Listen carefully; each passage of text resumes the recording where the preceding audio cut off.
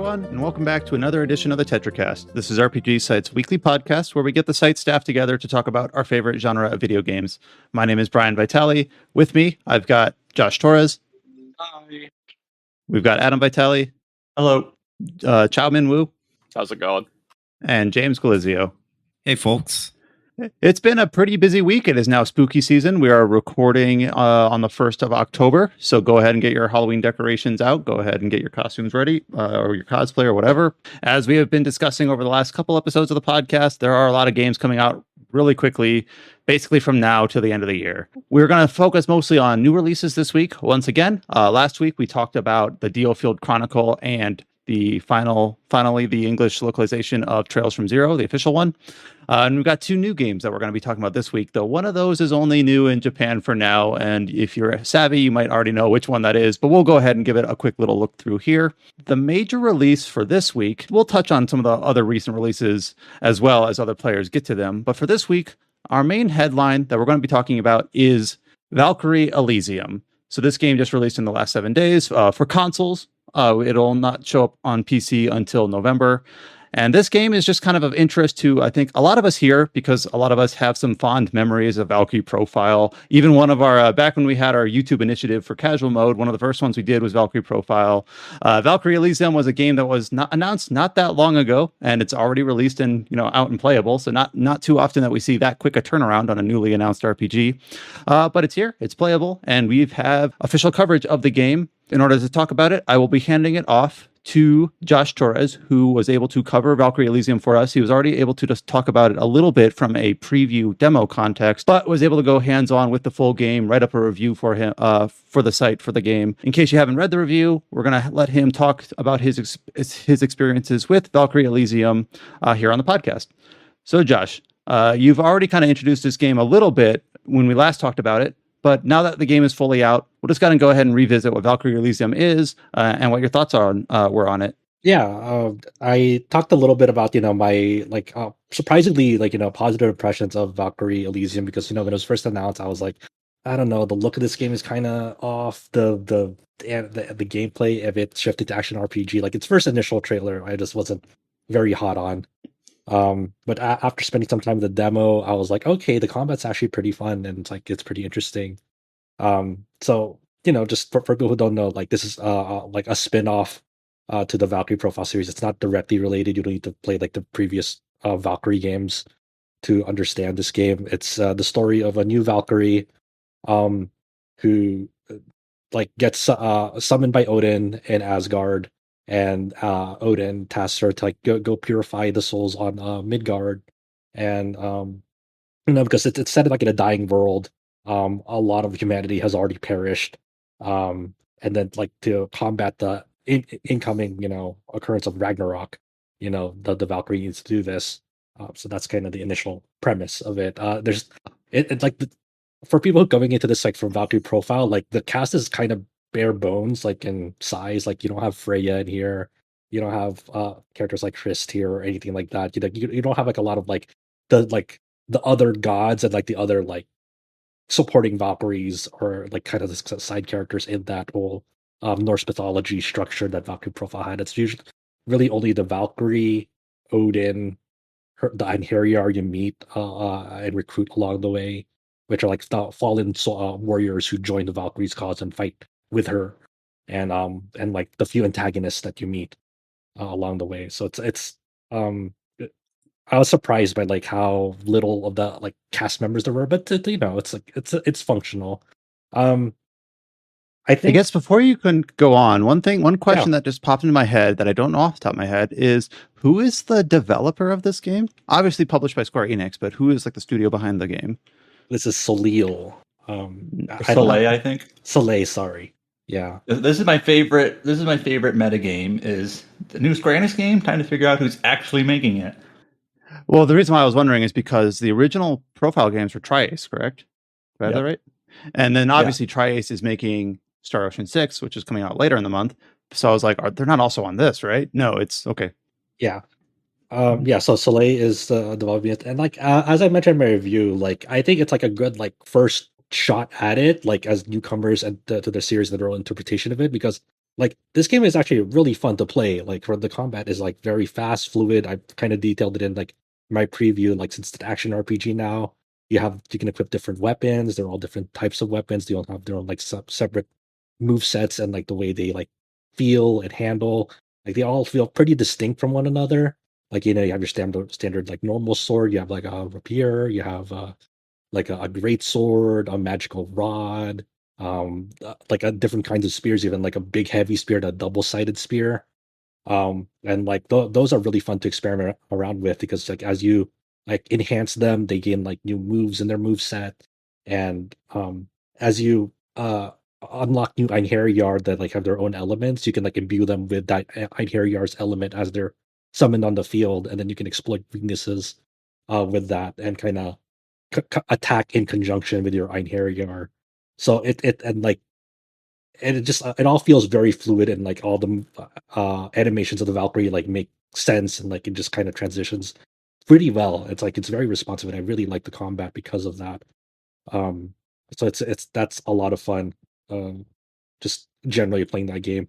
I think everything else about it, like I said in my review, is pretty mediocre and serviceable. It's like the story is kind of it doesn't really ramp up to like the very end, and even then, like the payoffs aren't, they're kind of whatever. They're very predictable. It's like as the Valkyrie journeys around these different regions, there's this other like Valkyrie in dark armor who keeps getting in her way and keeps like spouting riddles of like, oh, you don't know the truth, like why are you doing this, what's your purpose, etc. And Oh, then that frustrates me. I kind I of like hate that trope where yeah, it's like you understand nothing. Then why yeah, don't you explain it to you know me? less than you No. think you know. yeah, exactly. Don't So you hate being in the dark? Haha, I know more yeah, than you do. exactly. So it's like, oh, maybe Odin's not such a great guy, crazy stuff. So that's a common plot occurrence, and then, but like the main thing that you're doing before like the final story beats is like, hey, you're traveling around these regions. You gradually encounter Einherjar by like picking up these relics across the environment that like pertain to them and their backgrounds, and then you confront them, and then there's like a certain like corrupted part of their soul that like split off from them as a fragment, and they're like the bosses of the game. So after you beat that boss, that Einherjar joins you after like you say basically they have their own regrets in life. It's like you have a chance to like make things right again by saving the world with me, and that's what uh that's why they joined the Valkyrie and and her cause. Um, and so it's just like it's kind of standard whatever as unlike the original Valkyrie profile where like you like recruit Einherjar, but actually like viewing their scenes like in the context of like you go to this new place, you see like a very like a story vignette of like their what they were like in life and like what caused their death. In this game, it's very disjointed and like kind of almost lifeless because you don't really see the characters they interact with. Most of that is like behind these optional memories that you unlock when they first join you and when you unlock more skills from them for like through their character side quests. Like these like memories of them are like very easy to miss because you see them unlocked and then they're like in the collection menu in the game, and then you scroll to them and they're basically like almost like mini drama CDs where it's just like like characters that they interacted with, part of their history. It's all just done through text that's voiced, and there's like no playful way of like how it's presented to you. It's not like the Lost Odyssey's Thousand Year of Dreams segments where like yeah they actually have like play around with the text of the Are voice they delivered. basically just like journal entries or emails in other games Yeah, pretty much. It's basically like or audio yeah, logs? Everyone yeah, loves audio audio logs. logs, pretty much. Yeah, and like their stories are okay, and I wish like more of that was like somewhat integrated more into like the main story in a sense, or just like better presented.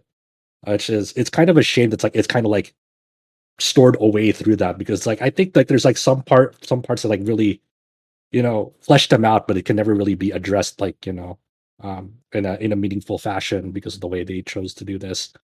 So this is like okay, whatever, I guess. Um, and all the other like side things like these collectible flowers. throughout the regions that you can collect, and they're like marked on the mini map to collect them, and they're just basically almost like NPCs of like just kind of like the dying memory of like people, like as a person who was like passed away, like what was their final thoughts on that. And some of them are silly, like some of them is like the dying memory of like a horse, it just says furious neighing in the dialogue field. It's like, Mhm. yep, well, that sucks. And the Valkyrie series is kind of known for that melancholic, like borderline lifeless after atmosphere, because it's like set in like a very like post like apocalyptic like dying world, like on the brink of like just total collapse. But like in this game, it just feels too empty and isolated. It's just like it's hard to get really invested in the way that they present a lot of like the story, the plot, the narrative beats. Um, but like once again, it's like it's functional, it's serviceable, it makes sense. It's not like anything awful. It's just like you could see like the constraints of development on this game, on like every part of it, as you're going through it. Like they you can tell that the developers decided to make like their their best efforts into making the game fun to play, and like everything else kind of took a back seat to it. And like that's where I feel like conflicted on it. It's like I can't, like, for me, when I like go into a game and I review it, I'm like, if a game is fun to play, that means like a lot to me. Like at least I can forgive a lot of like maybe average story kind of whatever characters, kind of like and the music is okay, it's fine, it's nothing like, for me it's like nothing special, like, but a lot of it's like it's okay. And the exciting part about it is playing through the game, and that's for me that's like that's cool. I like that. So that's why I'm not like super down on it, because like I just like genuinely like playing the game. um but yeah, I mean, it's there's nothing much to like really talk about outside of that, to be honest. It's just like it's a very standard like character action game all the way through. I was gonna ask, is there any homage to the old Valkyrie profile games, or is there none at all? There is like some nods to like the Valkyrie profile games. Like the way they manifest is a bit of a spoiler, so that's I'll be coy about it. But I think it manifests in really odd ways, somewhat almost borderline like out of place, I'd say. But there is. So Adam, I know that Like Valkyrie for profile. example, Sorry, the, go ahead, and then uh, I'll ask Adam the yeah, question. yeah. Like for example, like Chow, like in the trailer, you see like the field of weeping lilies on it, and like the context around that is like it's kind of weird. Like the context around that, but the weeping lilies imagery Yeah. is very iconic in Valkyrie profile. So Adam, I know that you think very highly of Valkyrie profile. When Josh describes Valkyrie Elysium as kind of like this fine game with good combat, it's kind of like I agree with Josh that like if the game is going to hit anything well, I'd rather it be the gameplay than anything else. I'd rather play through a game that has really tight combat and interesting challenges and have average storytelling. But for Valkyrie profile, does that still hold true? Because I know that you think very, very highly of the Einherjar stories in the original games. So to hear that they're kind of take a back seat and kind of are almost bland in this game, I just want to know what your like initial takeaway from reading or hearing that is. Well, honestly, to be honest, since the beginning of when this game was announced and it's like a spin-off, I've always sort of treated it as a separate, distinct thing. Like, I wouldn't I'll play it when it comes to PC, but I'm not going to really make many comparisons to the original games because not only is it a different developer, but it's just a different style of game. It just has like a Valkyrie coat of paint or whatever. Yeah. So like, whether it's canonically or non-canonically connected, whether it's the same type of game or not, like I'm just really not going to be making many comparisons. It's just like, oh, it's a spinoff. Yeah, That's it. I think that's like the kind of the right mindset to go into it. I think trying to like compare this like directly to Valkyrie profile is kind of it's so it's borderline outlandish, because it's like it's such, like as you said, it's a very very different style of game, and like it's a very different developer. I think there shouldn't be like the same set of expectations almost. If anything, like it's kind of nice that at least Ed Harryard like frequently interact with one another, like more so than the previous games. They're more chatty with the Valkyrie, more chatty with each other.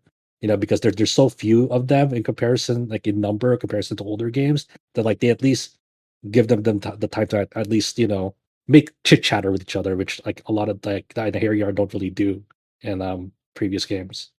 That actually sounds really nice because I'm actually going to ask. You described it like the Einherjar stories are kind of incorporated into like the main game and serve as, in ways, the game's bosses. And I was wondering, like, okay, once you clear a certain story and you've got an Einherjar, like you describe them more like field skills in your preview impressions. And I was wondering, like, okay, like once you get past a certain Einherjar's like story arc, do they maintain a presence in the story, or are they just kind of there in the menu? So it sounds like you're saying they do kind of interact with the other characters and with the Yeah, with the main they do character. interact with each other. Yeah, they're not just like lifeless dolls or anything. They do, they're in like cutscenes, and like it's not like anything like super significant, but it's like they're there, their presence is nice, and they do like interact with one another.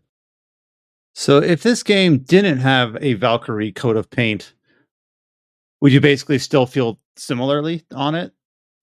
Yeah, I mean, the like if this even if this didn't have like the same like if they didn't have like the Valkyrie brand on it, if it was like it's a totally thing, I'd have like the same impressions. It's not. I didn't go into this review going, "Hey, I got to compare this 1-to-1 with Valkyrie profile," but I just want to. I think the review is more setting expectations of like, "Hey, this is this is our own separate thing," and like I wanted to make it very clear at the end of the review that like I wouldn't want this to like overtake a Valkyrie profile, but I think there's enough room in the world to like let these both Valkyrie profile and Valkyrie Elysium like have like a peaceful coexistence with one another, because they're such different games, and having different takes on a similar formula and a similar premise is kind of nice. Like I wouldn't want them. I wouldn't want this whole like foundation that Soleil like built to like just vanish like in a one off. Like, oh, that was just like a whatever, a failed experiment or something. I would want like another follow up that like has enhancements to like how it plays, and enhancements to like other parts of the game.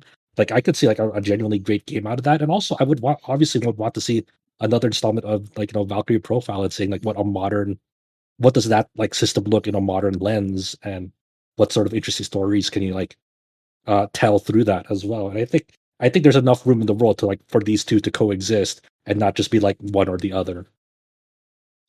I mean, it'd be nice to see if Valkyrie can kind of at least keep the IP afloat, even if it's not the same sort of game and it is set in the same, mythos. Just we haven't seen that in a while. When was the last time we saw the Valkyrie IP? It was the mobile game that shut down. Yeah, Anatomia. Yeah. Yeah, it came out after Covenant of the Plume, so yeah, I'm pretty sure. Hey, Covenant of the Plume's the only one I've played. I don't remember anything about it. That's But pretty hey, good. It's a pretty good game though. Yeah. Yeah, and we talked about this last week on the podcast, but the Valkyrie Profile PSP port is coming to PlayStation Network, but it's been delayed to December, if I remember right.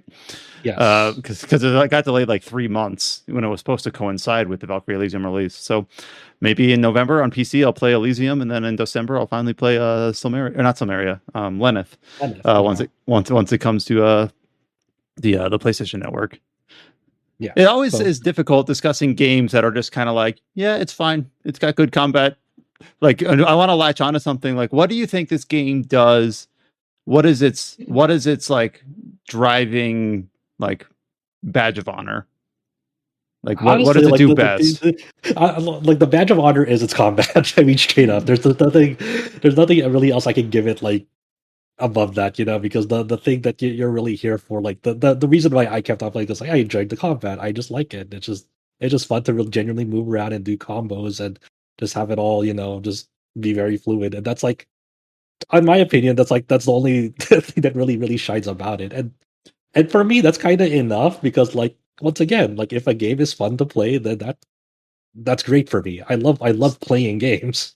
Yeah, I didn't play the demo, but is the game set in like segmented regions of an overworld map, or is it more like chapter based? Just like how do you flow from?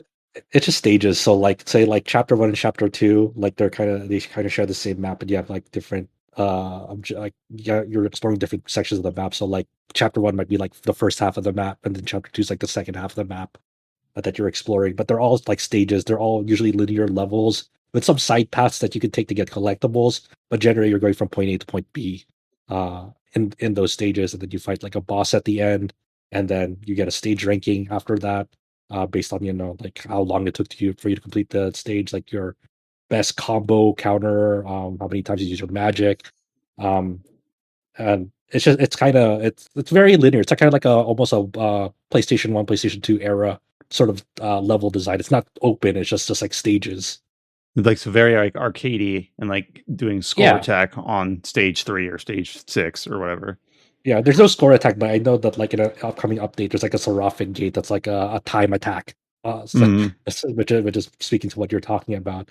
But yeah, it calls back to like kind of like that, like quote unquote old school level design. Which you know what, I don't mind at all. Like I kind of like that. It's like kind of more of a on the brief side of things. And it's not some sprawling 50-hour RPG. You know, How long did it take you? It took about like a little over, a little under 20 hours to like just fully complete for me. And I like that, you know. I'd rather it be more on the brief side rather than like try to like force itself to be a 40 to 50 hour RPG with, And like, just a lot feel of, like, needless bloated fluff. and yeah. Yeah, you know, and this game does have multiple endings. I put up a guide on it, and it's pretty straightforward, because like a lot of the like, all the prerequisites are like on the final stage, and it all depends on what you do on the final stage, because there's like two distinct triggers in the um final stage that'll determine your ending. Like there's like four endings, and like and those triggers are like you activate one but not the other, you activate both and then you get this, you activate the other one but not this one, then you get another ending, etc. So I have not like rented a game in forever. The way you're describing this game seems like the perfect rental. Like if I don't even know if Redbox still does like physical PS5 games or whatever, but like if they did, I could see like dropping $3 or $5 and just This would be this is Blockbuster Hollywood Video was still around. This would be a fantastic rental game. You are not wrong. So I guess unless you have like much more to say on it, obviously I will call out that you have your written review up on the site, and we also have like the preview coverage as well if you want to see Josh's impressions more in detail. And I'm sure before the end of the year we will have other people play the PC release when it comes out in November. Maybe some others will poke at the console release now. So we'll hear about this game at least a couple more times as we go into the last few months of the calendar year. But as it stands, it sounds like it's just a fun, brief, fine experience that, you know, you basically sound like you're recommending it, but you're not going to give it any like awards.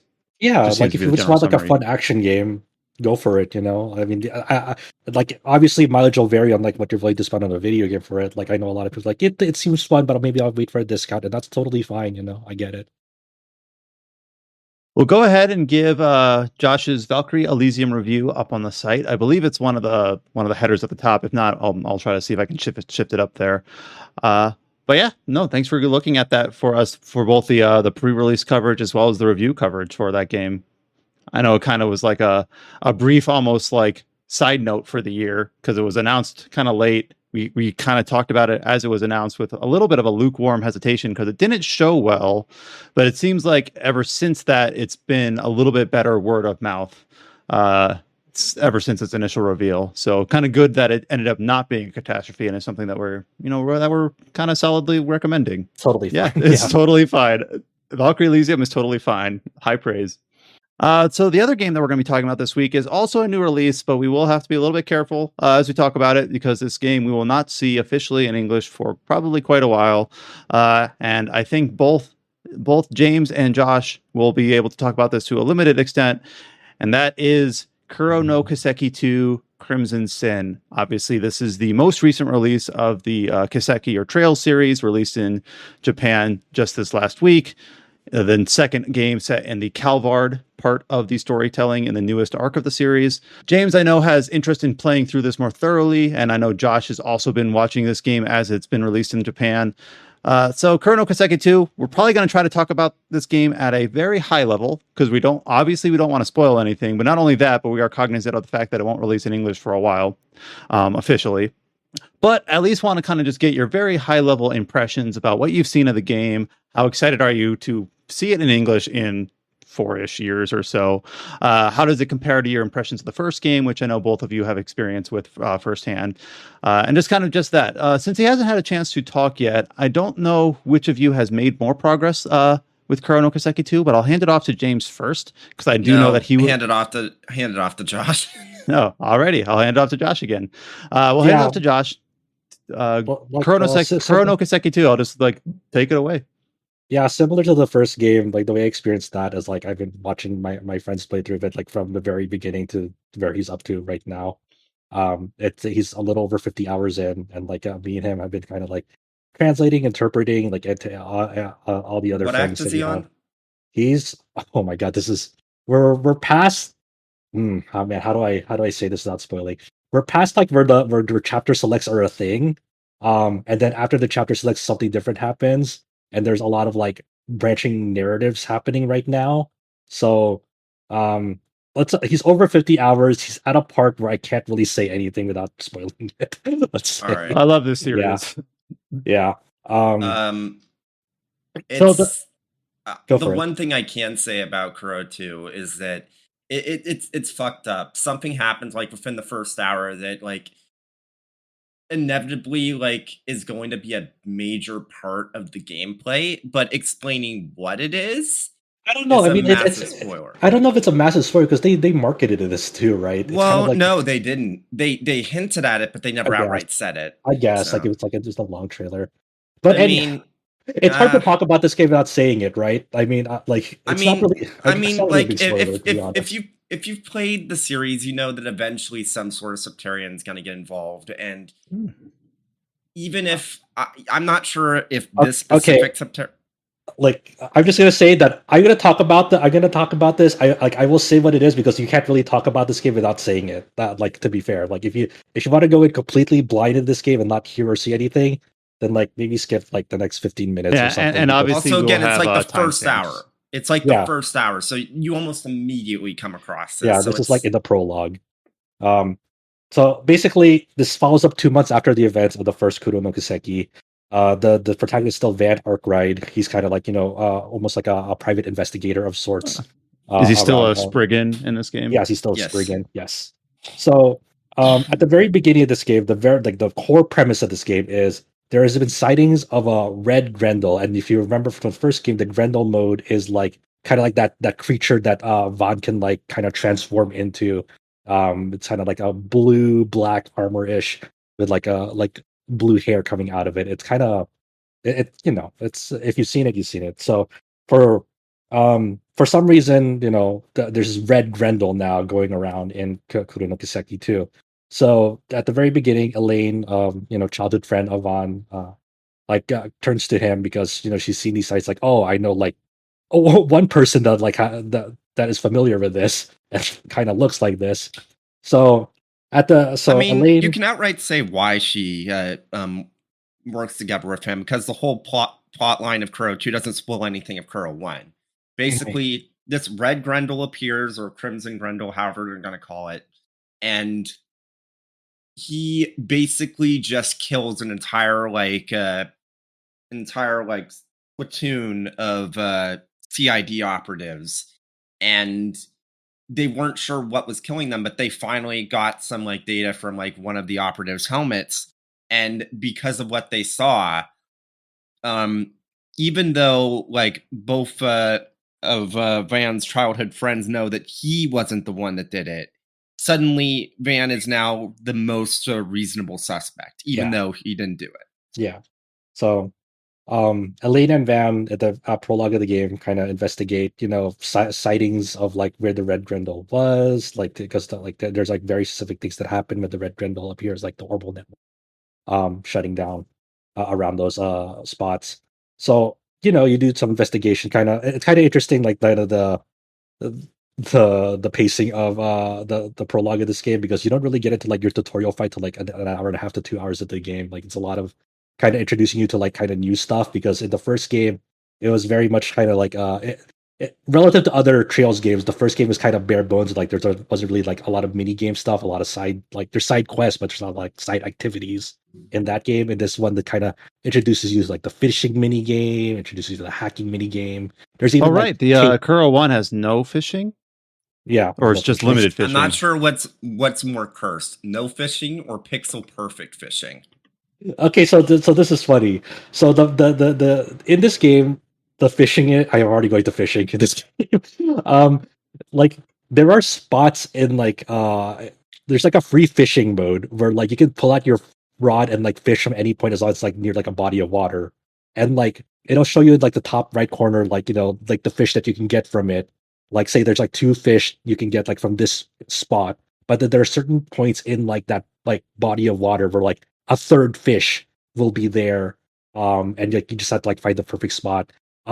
It looks like pixel perfect things at first, but you do get like a detective sonar later on that like shows you on like the body of water. Okay, there's like a fishing spot here that you can do. Like it'll show. There's a mechanic that like will show you. Okay, this is where the spot is for the That's fishing. good. Yeah. So, yeah. So as you're going around and like kind of doing this investigation, Elaine and Van eventually catch up to the Red Grendel, and okay, once again, I will for anyone listening in. This is kind of a thing that happens in the very first hour of this game, but it is a major mechanic that wasn't really properly marketed in this game. And does it what you're about to say going to spoil anything from Kuro 1, or is it separate? Separate. So this is kind of like a premise thing of Kuro 2. Yeah. All right. The ongoing knowledge you need from Kuro 1 that doesn't really spoil it. It's kind of like obviously this is what happens at the the state of things from Kuro 1 to Kuro 2. Like from Kuro 1, like the main investigation was you're helping this woman named Agnes get like these devices called the Genesis. And because like her grandfather was like it's kind of like his legacy for those devices. And they say outright, but the Genesis are basically the equivalent of the prototypes for orbments. And for whatever reason, they just have like incredible powers and they can do all sorts of things. Yeah. But wait, did you cut out on the prototypes for what? You just cut out that. Sorry. But yeah, so basically these Genesis are all like prototype orbments that have like incredible powers for whatever reason. Yeah. And, so the state of the state of Kuro 1 to Kuro 2 is like you have 7 of these 8 Genesis items, and you're looking for the final one in this. So in the prologue, once again, Van and Elaine catch up to the Red Grendel, and it's only you. They're only the ones on it. They're the only ones in your party at that moment, and they kind of get smoked by the Red Grendel. Like they flat out die and get killed by the Red Grendel.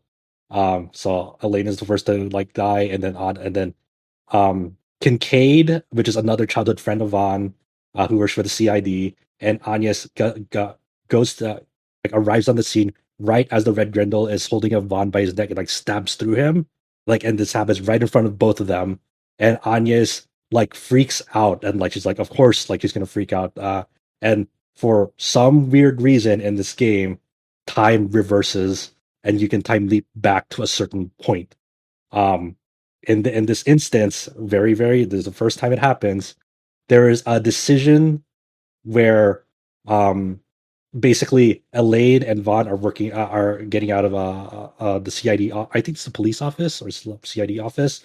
And Agnes sees them walking out of this building, and Agnes is like, "Oh, what are you guys up to?" And they fill her in on the situation of like, "Oh, they're investigating the Red Grendel case," and Agnes is like, "Oh, like I can help out with that." Like, and of course, Vaughn's like, "No, you have schoolwork. You go focus on school. We'll handle this." That was like the first like normal way those events did. Now, when you time leap back, Van is like kind of like has like a weird like off feeling, like a premonition almost, and he's like, pretty much agrees to like let Agnes help them out with this. So the next time that event occurs with the Red Grendel, Kincaid and Agnes are with Vaughn and Elaine before investigating this time around, and that changes things.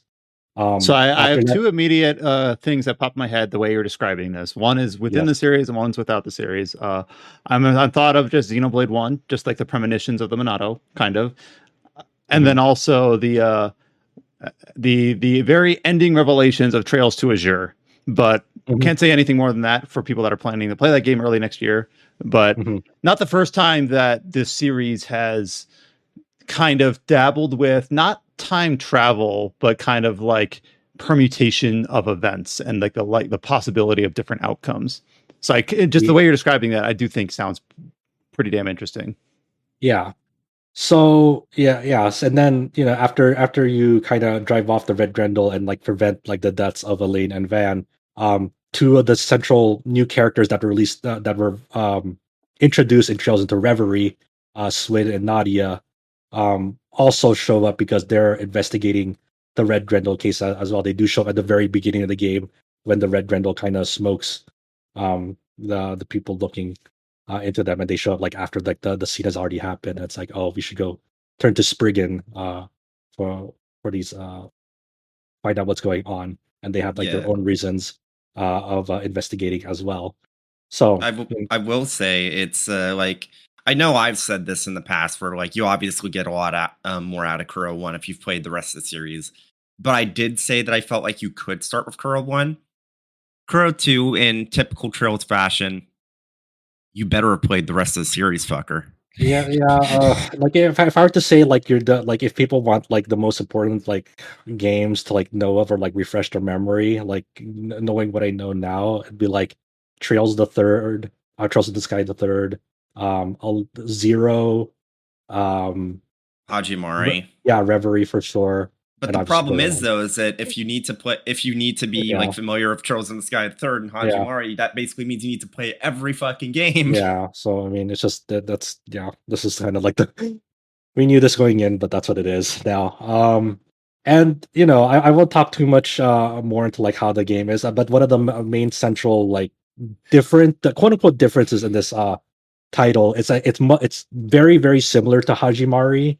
At the start of like the initial chapters, you have a chapter select of like Vaughn investigates this part of the region, while the second party like at the first it's Elaine with Swin and Nadia, and then the next chapter it's Agnes with Swin and Nadia. It's like there's a second party, and then like they kind of hold things, uh, making sure the capital is safe. And while Vaughn goes off into another region of Calvard and like investigates with other like returning uh, party members from Kuro 1. So it's kind of it starts off like that. This is like I thought it would be like this for like the majority of the game. It very much changes as the game goes on. I won't say how, but it does change with that structure with pretty interesting ways. I think the weirdest part about this game, and I think this will only make sense for like people who've like played almost all of these games, is like this game is like it's like it rolls up the being a sequel and like and being a Kiseki Gaiden game into one. Is what my thoughts are on it at the moment.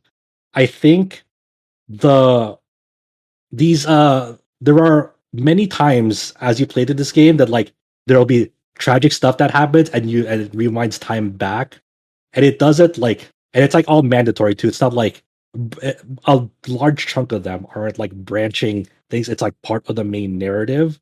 So like you're forced to go into these like dead ends or like bad ends almost, and like you reverse time, and like that's just part of the main plot for a large chunk of it.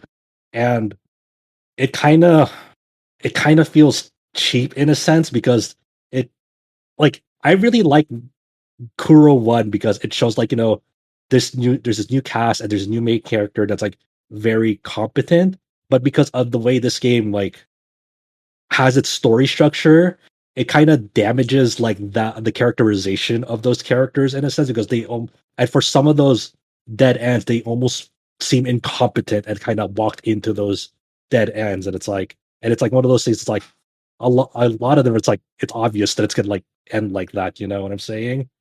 I don't know. From what you're telling me, this kind of reminds me of reading Historia. You're forced to experience all the bad ends in order to get the real ending. But I don't know. Yeah, I don't know I don't know exactly but like how this game will end yet. I don't know how far out like my friend and I are at like the end of this game, so we haven't seen the full story play out yet. So like I just have like a lot of like, and also like the story pacing is I will say is not as great as Kuro 1's much tighter story. I feel like that was always going to be a given though, because there's not a single like follow-up Trails game to a beginning game in an arc that has better pacing or as good pacing as the first game. Like Cold Steel 1's pacing, slow but pretty decent. Cold Steel 2's pacing, all over the place. First chapter's pacing, slow but decent. Second chapter's pacing, that game is entirely backloaded. Yeah, and this one it's very wild, but that's all I'll say about that about its facing. 'Cause there's a lot of we'll say that like it coming out the year after Kuro one and and Valcom having to meet deadlines. It's like there's a lot of like, let's say, asset reuse in this game, which is this is what happens in like other Trails games, but this one is like very obvious as well too. But but the gameplay of this game is like a pretty significant step up. The battle system has like interesting things to it, like new. Before you get more in detail, I just have a basic question. Yeah. Does this still have the trigger between turn and action that the first one had? Okay. Yeah. This is still like a hybrid action that you can switch it to turn based. For like the random encounters, for boss battles, they're always turn based. They force you into being turn based for those. Is that how the first game worked? Yes. Okay. Yeah. So there's like new actions in like the action combat where you can cast quick arts, so you can cast magic while you're in the action mode. Also, when you do like a perfectly timed dodge, there's like a cross change icon that means that like you can like attack immediately with like another character as you swap to them in real time during the action mode. It's just like a fun little thing. It's not like super significant, but it's fine. The turn based is sees some improvements as well with the new EX chain system. So in this game, a big focus of Kuro 1 and Kuro 2 is like when you stun enemies, they have like the stun meter, and when you get them to stun, they'll be inactive for a few turns. They'll take more damage, and it's just a big advantage for your side if they're stunned. So anytime like they're stunned and you either use a normal attack or a craft while you when you boost up, once you activate those, you'll go into an EX chain where you and like the linking partner that you're close to will attack both at the same time for extra damage. That's a new feature in this game. There are several like just minor mechanic things that like they changed up in this game too, where like you can't like spam like an S craft twice in a row. There's actually like a recast, like almost cooldown time for that, unless like you boost up, and just like minor minor things like that. But it's generally a more expanded version of Kuro 1's system. And the boss encounter design is funny in this game because it reminds you of Reverie. Of like, there's like a lot of like interesting, like almost like puzzle boss fights. Of like they have like very interesting gimmicks to them that are kind of they're very like like Kiseki boss encounters are very momentum heavy. Of like whoever has like the upper hand, it's very hard to like kind of turn around a situation. So it continues that momentum based sort of boss design from Reverie, where like some bosses like they won't even let you like play the game because they keep like stacking up their turns and delaying your party and stuff like that.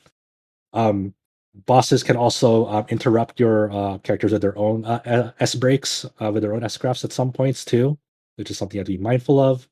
But in general, it's just the gameplay is more solid and there's more things to do in the game, like side activities wise.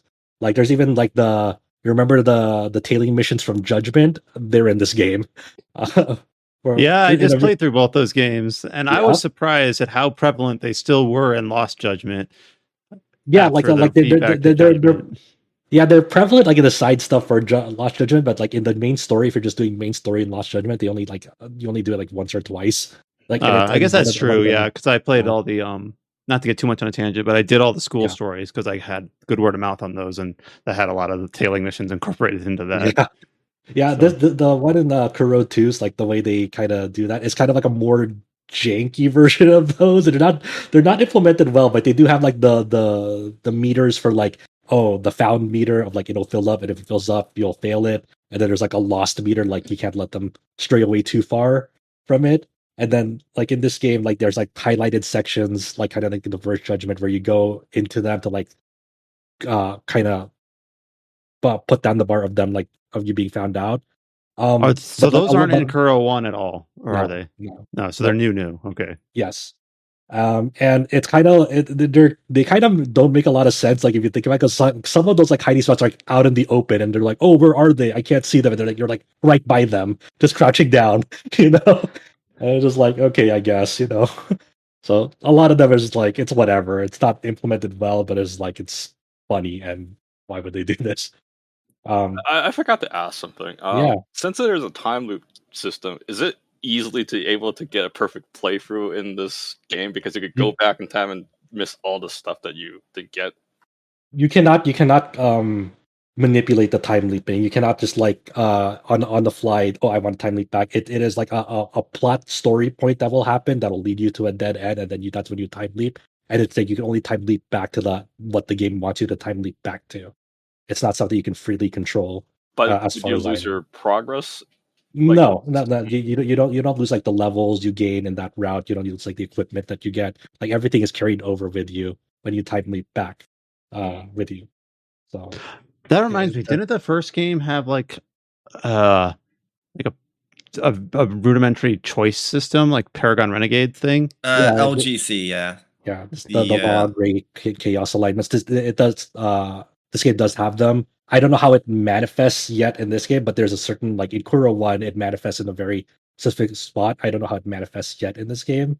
So I might imagine it will pop up at some place. But yes, this game does have that LGC alignment system that basically like gives you choices like on certain like side quests that say, hey, what do you want to do with this like criminal? Do you want to hand them over to this faction or this faction? How significantly did that play out in the first game? I know you can't spoil it, but like, did it end up being like a major, No, just a major it's factor? it's not a major thing. Like, it's not a spoiler just to say that there is like something that happens in chapter 5 of Crow where your LGC rank just determines who you can choose to have as an optional party member for the chapter. That's it. Yeah. Like it also props up the like like decisions of like what Vaughn does like to the antagonist. Like if you're a certain alignment, he'll arrest them. If it's another alignment, he'll just flat out kill them. No. That's not it. You still have an option of what you can do then. Oh, you saw the option. Trying to remember that. Okay. It just, I do believe that I remember it the not being an option, but it might have okay. because of the alignment. It might have because of how the alignment where it was leaning for those playthroughs. Okay, so here's the thing. If you align yourself with the default option, which is always available regardless of your LGC, it won't stop you from either arresting them or killing them.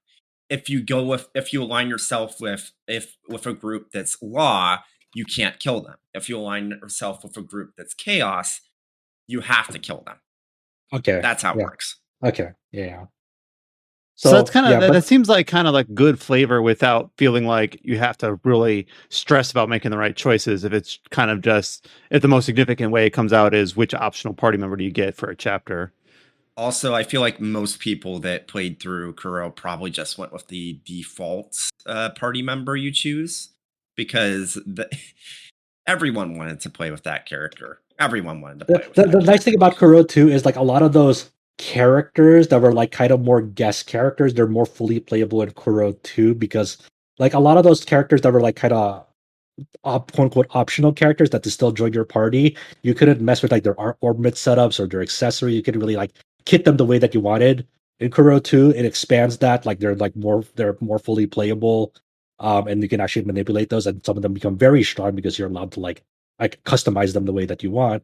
And this game has like kind of like a mode where separate from like the main story, there's like this I forgot it's how pronounced, like Mitch and Garten mode. It's kind of like a VR mode where it's like you go through these like dungeons, and then like your full vast array of party members, regardless of like where they are, can like party up with each other. So like let's say like these two party members like in the story never pair up with these two party members, but like in this mode, if like you want to pair them together, you can do it in this mode because it's kind of like an optional dungeon mode that like you go from like stage to stage. It kind of has like branching paths like a roguelite where like you can see like the rewards and like what sorts of monsters show up in that, and then they have like several like objectives like kill the X of this type of monster or like break X of these crystals around the map, and then you move on to the next node until like you reach the boss of that run. So it's kind of like an optional but fun thing to like kind of mess around with different party compositions and like have characters that you like, all your favorites, like party up together and like do what you want in that mode. like and different floors of that mode will open up as you advance the main narrative. And then there's like there's like like mechanics from like Reverie go into like are in that mode too. Like there's like a gotcha system in this game that like is similar to Reverie, where like you earn currency as you play through that mode. It's not like it's not anything you have to pay for or anything. It's all in game, and you get fun stuff like mats to like make accessories and attachments, mats to like unlock like new BGMs to use in that mode. There's like sometimes there's like character like shards that you get to like power up their like skills. As you you have them in your party, you can like power up a specific skill or craft from them to power them up. But it's just like it's not like anything like too offensive. It's just funny that like that's a carryover mechanic from Reverie, and that's how it manifests in this game, which kind of it strengthens it like being more like a sequel slash Gaiden sort of like hybrid in this game. There's like a lot packed into this game. And people who only started the series with Kuro and like jump into this game, like even if you like set aside all the plot things and what you need to know, etc., just like in sheer mechanics, it might be sort of like a shell shock because a lot of the mechanics have just been fully opened up now in this game. So this is going to be maybe a bit strange based on the history of this podcast and the site, but all this recent talk about Trails from Zero and now Kuro, I still have installed, and I don't keep a lot of Steam games installed, but installed for the longest time I have Cold Steel 4, and I'm kind of like I'm eager to play that. I should play Cold Steel 4. I'm not going to say anything more about TS, but yeah, we got enough backlash for that. Well, the thing is that I played Zero and Azure with the Geofront translation, and I'm not the sort of person to like care or put a lot of stake into like Steam achievements or things like that. So I don't have a lot of reason to like replay that, but I kind of want to anyway. I don't know. I have like an enthusiasm for the series again with the the Zero, both the Zero release and now Kuro. Just both Kuro 1 and 2 release. So which is good because that wasn't there a few years ago and now it's kind of come back. Yeah. I think like I said, my impression's like over 50 hours into Kuro 2 so far. Like the gameplay itself is like, obviously more interesting than Kuro 1 because it's more expanded upon. And like it's fun in that sense. Like, but a lot of like the way that the story unfolds and how this new like branching path narrative unfolds is very like I'm very mixed on it. I'm very curious to see like how they stick the landing on this. I think that it kind of hinges upon that because right now it's kind of like I'm not really feeling how it kind of decides to develop its narrative.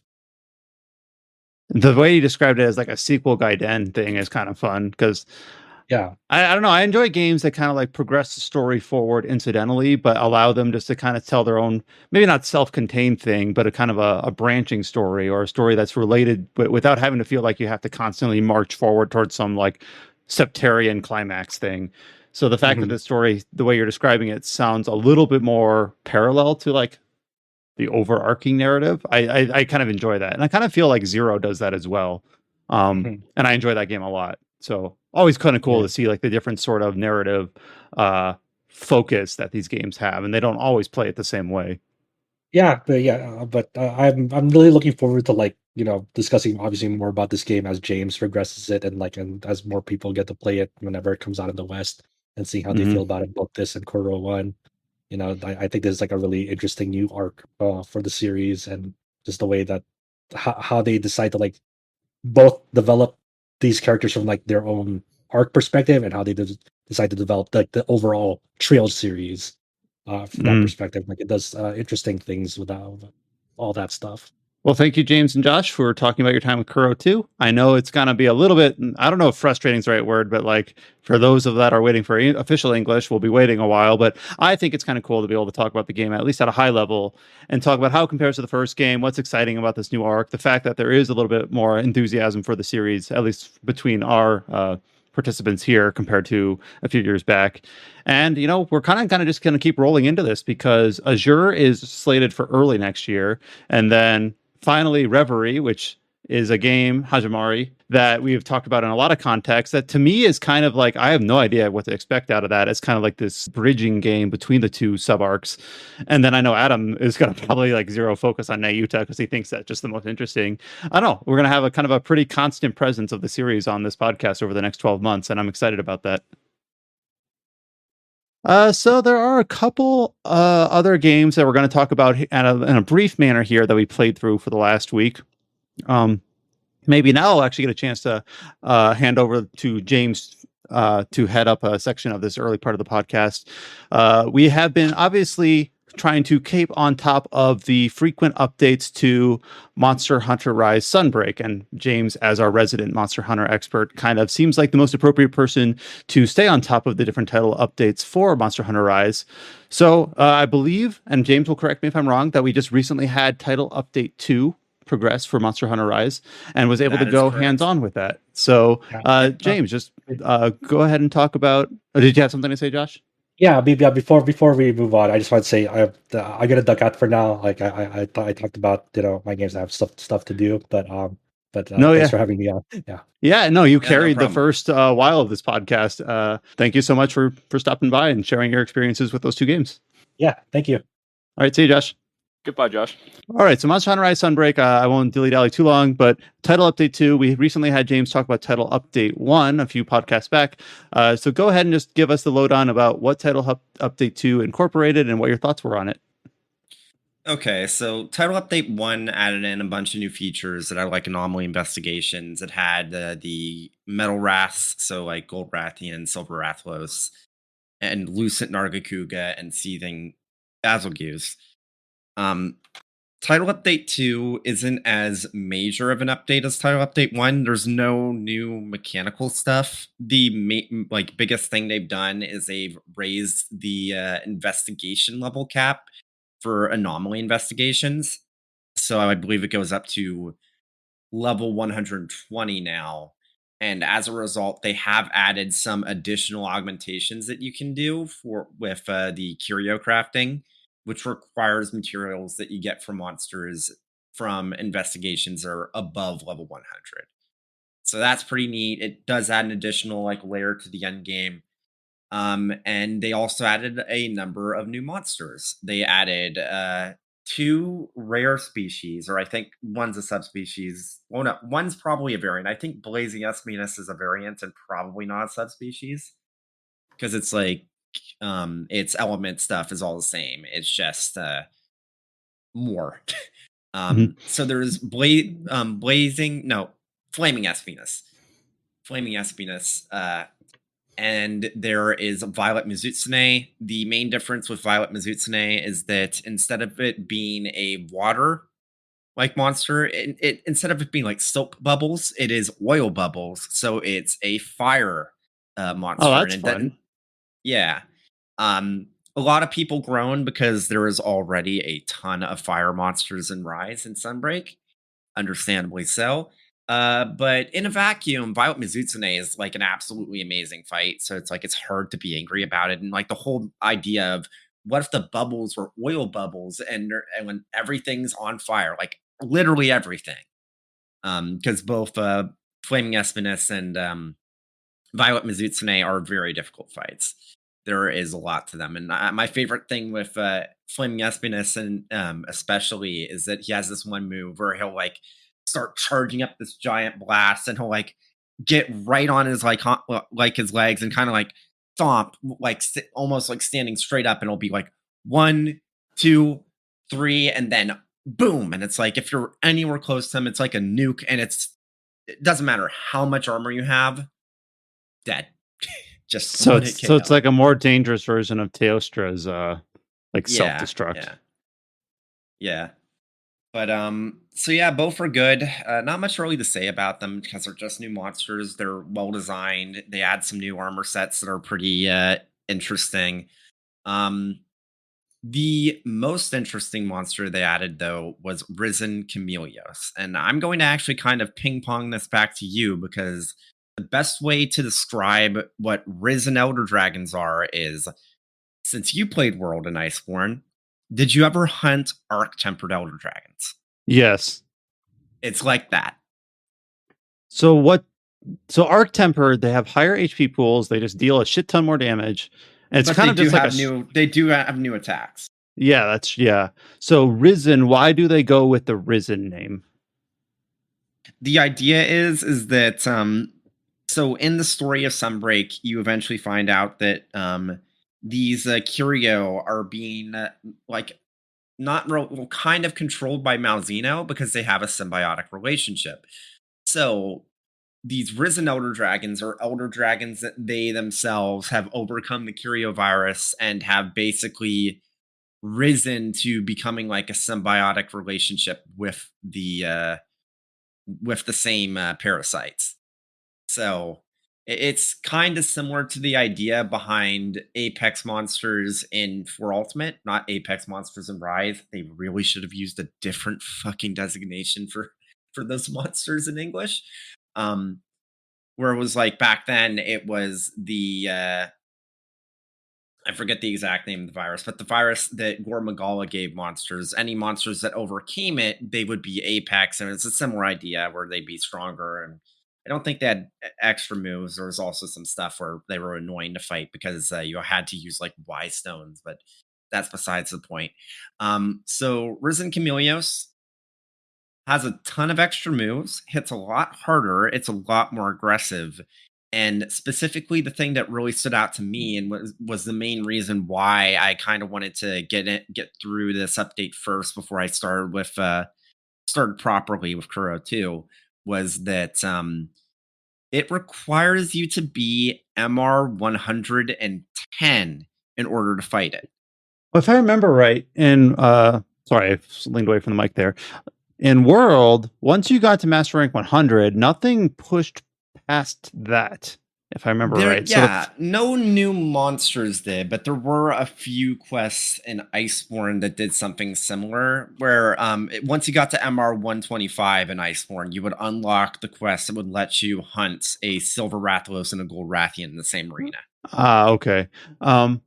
And when you talk about comparing Risen to Arc Tempered, so the hardest fight in World is Fatalis, but that fight to me is almost more like execution on the specific manner of the fight, like the way you have to utilize the not the ballista, but like the rapid fire artillery and things like that.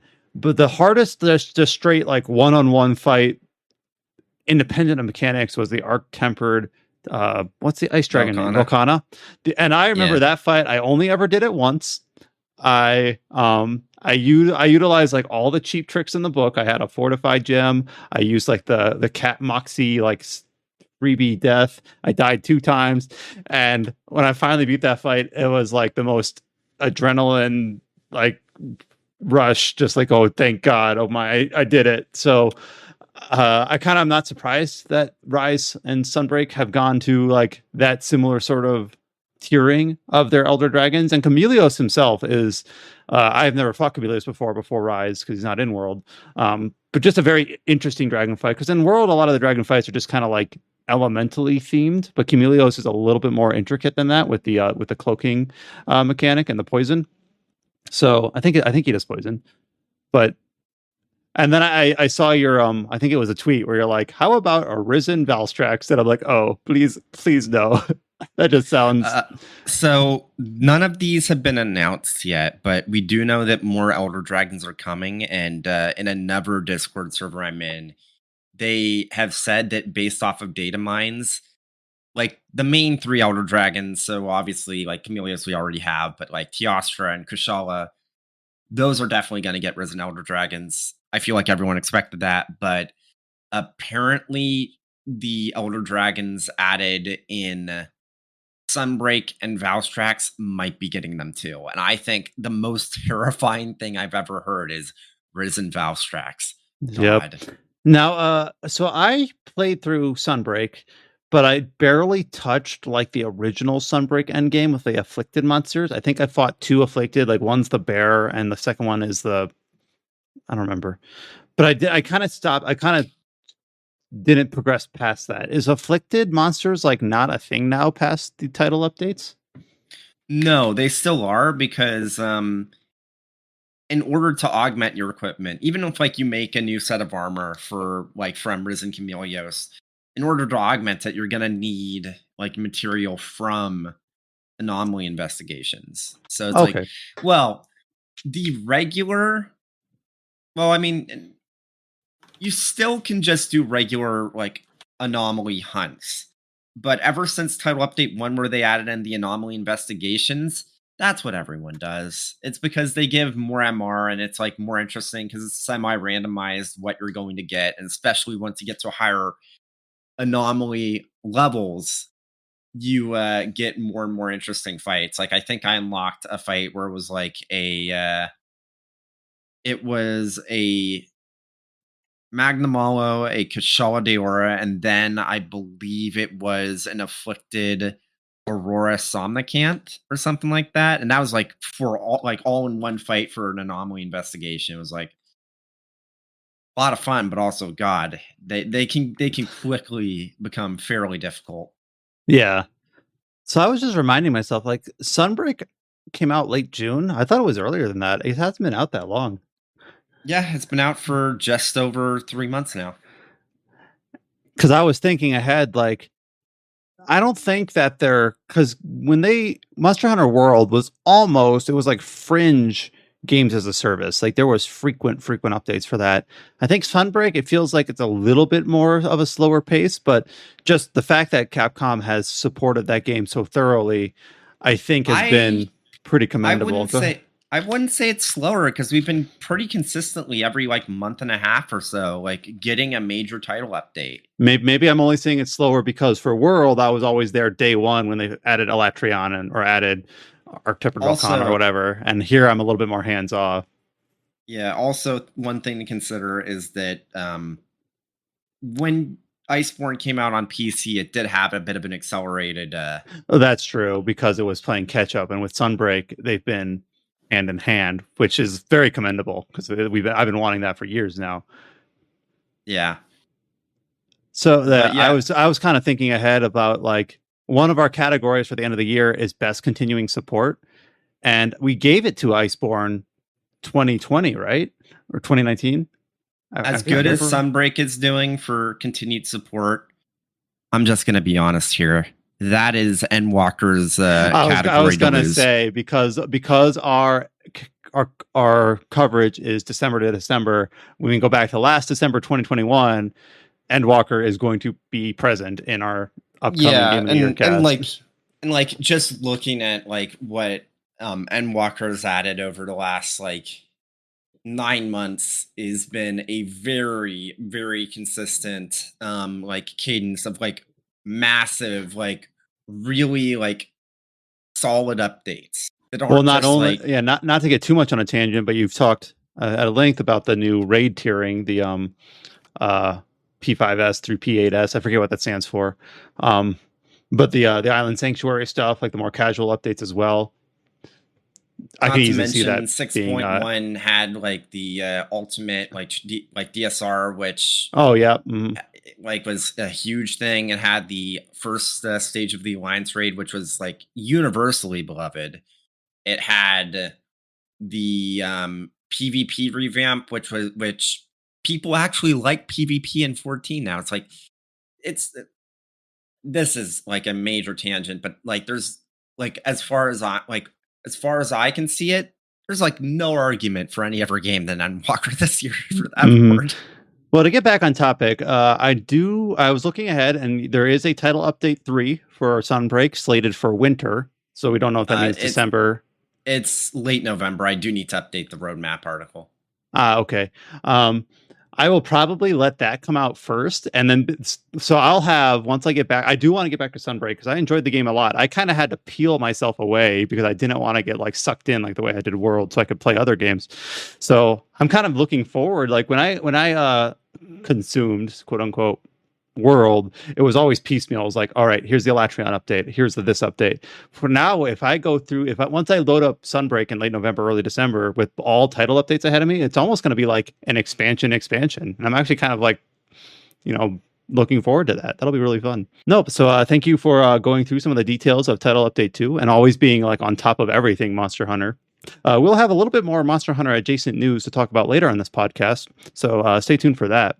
The last game that we're going to talk about very briefly here before we go into some of our article shoutouts is something that I was not planning to talk about. When I was making this podcast outline late last night, early this morning, I didn't know this existed. And then it just came up like we were in chat. And this came up, and I'm like, oh, I want to talk about this at least a little bit, and we're gonna involve Chow in the conversation here. So Chow, you always seem to bring like an outside perspective of a game that you brought up that you're playing like a new translation of or a new mod of, and you always seem to bring up like some pretty interesting topics that I would otherwise not be exposed to. And you told us about a website and a game project titled Advance Wars by Web, as in like a browser supported Advance Wars fan community. So Advance Wars, obviously we've got the HD like 1 and 2 pack that is kind of been on again, off again due to the world events and the release cadence. But this is like a web supported browser game of the original Advance Wars modding community that you have had some time with in the last week, and you kind of wanted to have a little bit of a time here to talk about it. So what is Advance Wars by Web, and like how were you introduced to it? Okay, so the background story was I was playing Fire Emblem 4 with a buddy of mine. I was trying to convince him to play Fire Emblem 4 and tell him that big map is not that map. Because we're not actually getting the 4 remake we wanted, apparently. Yes. So I was trying to showcase him 4 and showing how easy the game is and how the big scale map is nothing to be afraid of. And then he was trying to introduce me to other games too, because he's also big into grid style strategy games. So he was introducing me to Wargroove. I think we covered Wargroove before, haven't we? Yeah, we covered it. It's like an indie Advance Wars, like it's like an indie Advance Wars spiritual successor. Like so, fan yeah, game. he was trying to introduce me to that game, but he was trying to tell me that the PvP in it was god awful, and the devs doesn't seem to be updating the game as often. And he said there's a better solution, and he told me the better solution is Advance Wars by Web, and that's how I was introduced to this game. And how it goes is that one of the best things about this game is that when you play against other players and you want to, let's just say that you don't want to play today, you can kind of resume the game like several days later. The max amount of turns you can take is 7 days. Maybe you don't want to resume the game immediately, but you can wait a couple days to resume your match, right? Which is not a thing that you could do with other games, because the moment that you close the game, it counts as that you rage quit or you disconnected or your system went to sleep, then it's game over, right? So anyways, he was trying to introduce me to that, and that you can play as long as you want. And how the game works is that it's based on Advance Wars 2 balance. So if any like characters, like the commanders from Advance Wars 1, it will not take that balancing. It'll take the balancing that they were introduced at the second game. So some of your heroes are nerfed, some might be slightly adjusted. So if you played the first game, one of the best commanders is Max. He's this guy that makes tanks go insanely OP, and he got nerfed in the second game. And so it will take the balance that he had from the second game. And then there is heroes that are introduced from the DS game, the Dual Strike. I think that's what the DS game is called. And I think so. Yes, and the ratings for those characters are based on the Dual Strike ratings. So they will not be based on the Advance Wars 2 balancing structure. So if there is a character that's introduced in Dual Strike, they're usually a lot weaker than the previous games because they're a lot more fine-tuned than the original game, or they're more like fine-tuned for like tag team, which I don't think the system has. And then what is it? The game has a tier system, so you can play with a tier list because they already have a tier on who's broken and who's not broken. So you can kind of align yourself as like what is banned and what is not banned. And if you want to give the other player a handicap or something, you can play a crappier tier characters. And there is like 4 tiers of the ratings. So you can pick like the last boss from the first game, which is kind of busted, but also not the most busted hero. So it has all this kind of caveats that you want to deal with. So, anyways, well, I think this is a very interesting take for anyone that's into Advance Wars. If they can't wait for the Bootcamp remaster to come out, I mean, if you love the PvP of playing against other players, I think it's a thing. Unless Nintendo shut this down because they mentioned it on this podcast. We don't have that much of a following, but yeah, I just thought that this was really interesting just because I've not played the original Advance Wars, so I was really looking forward to Boot Camp. And in case you don't remember, they announced back in March due to the happenings in Russia and Ukraine that the game was infinitely delayed. And then as Chow was discussing the Advance Wars by web experience, I double checked, and apparently the current update of Advance Wars Reboot Camp is that it's still on its way. This was a tweet by Stephen Totillo of Axios. So Reboot Camp, I'm guessing we'll see at some point next year, but there hasn't been any clear news since it was originally delayed back in March.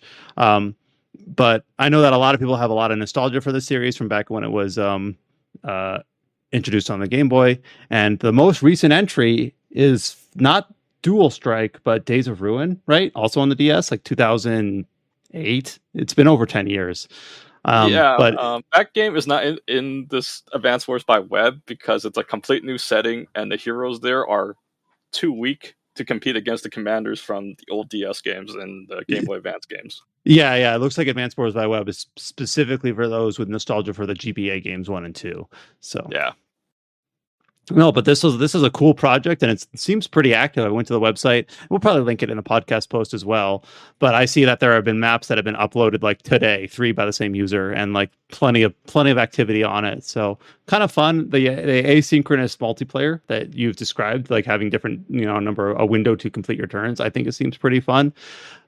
So just a really cool project. So I think it's cool that we have a little bit of a window here to kind of highlight it for those that really loved Advance Wars and kind of wanted to see what fan-made options are out there and available to stay invested in the series while they're waiting for news from Reboot Camp to materialize.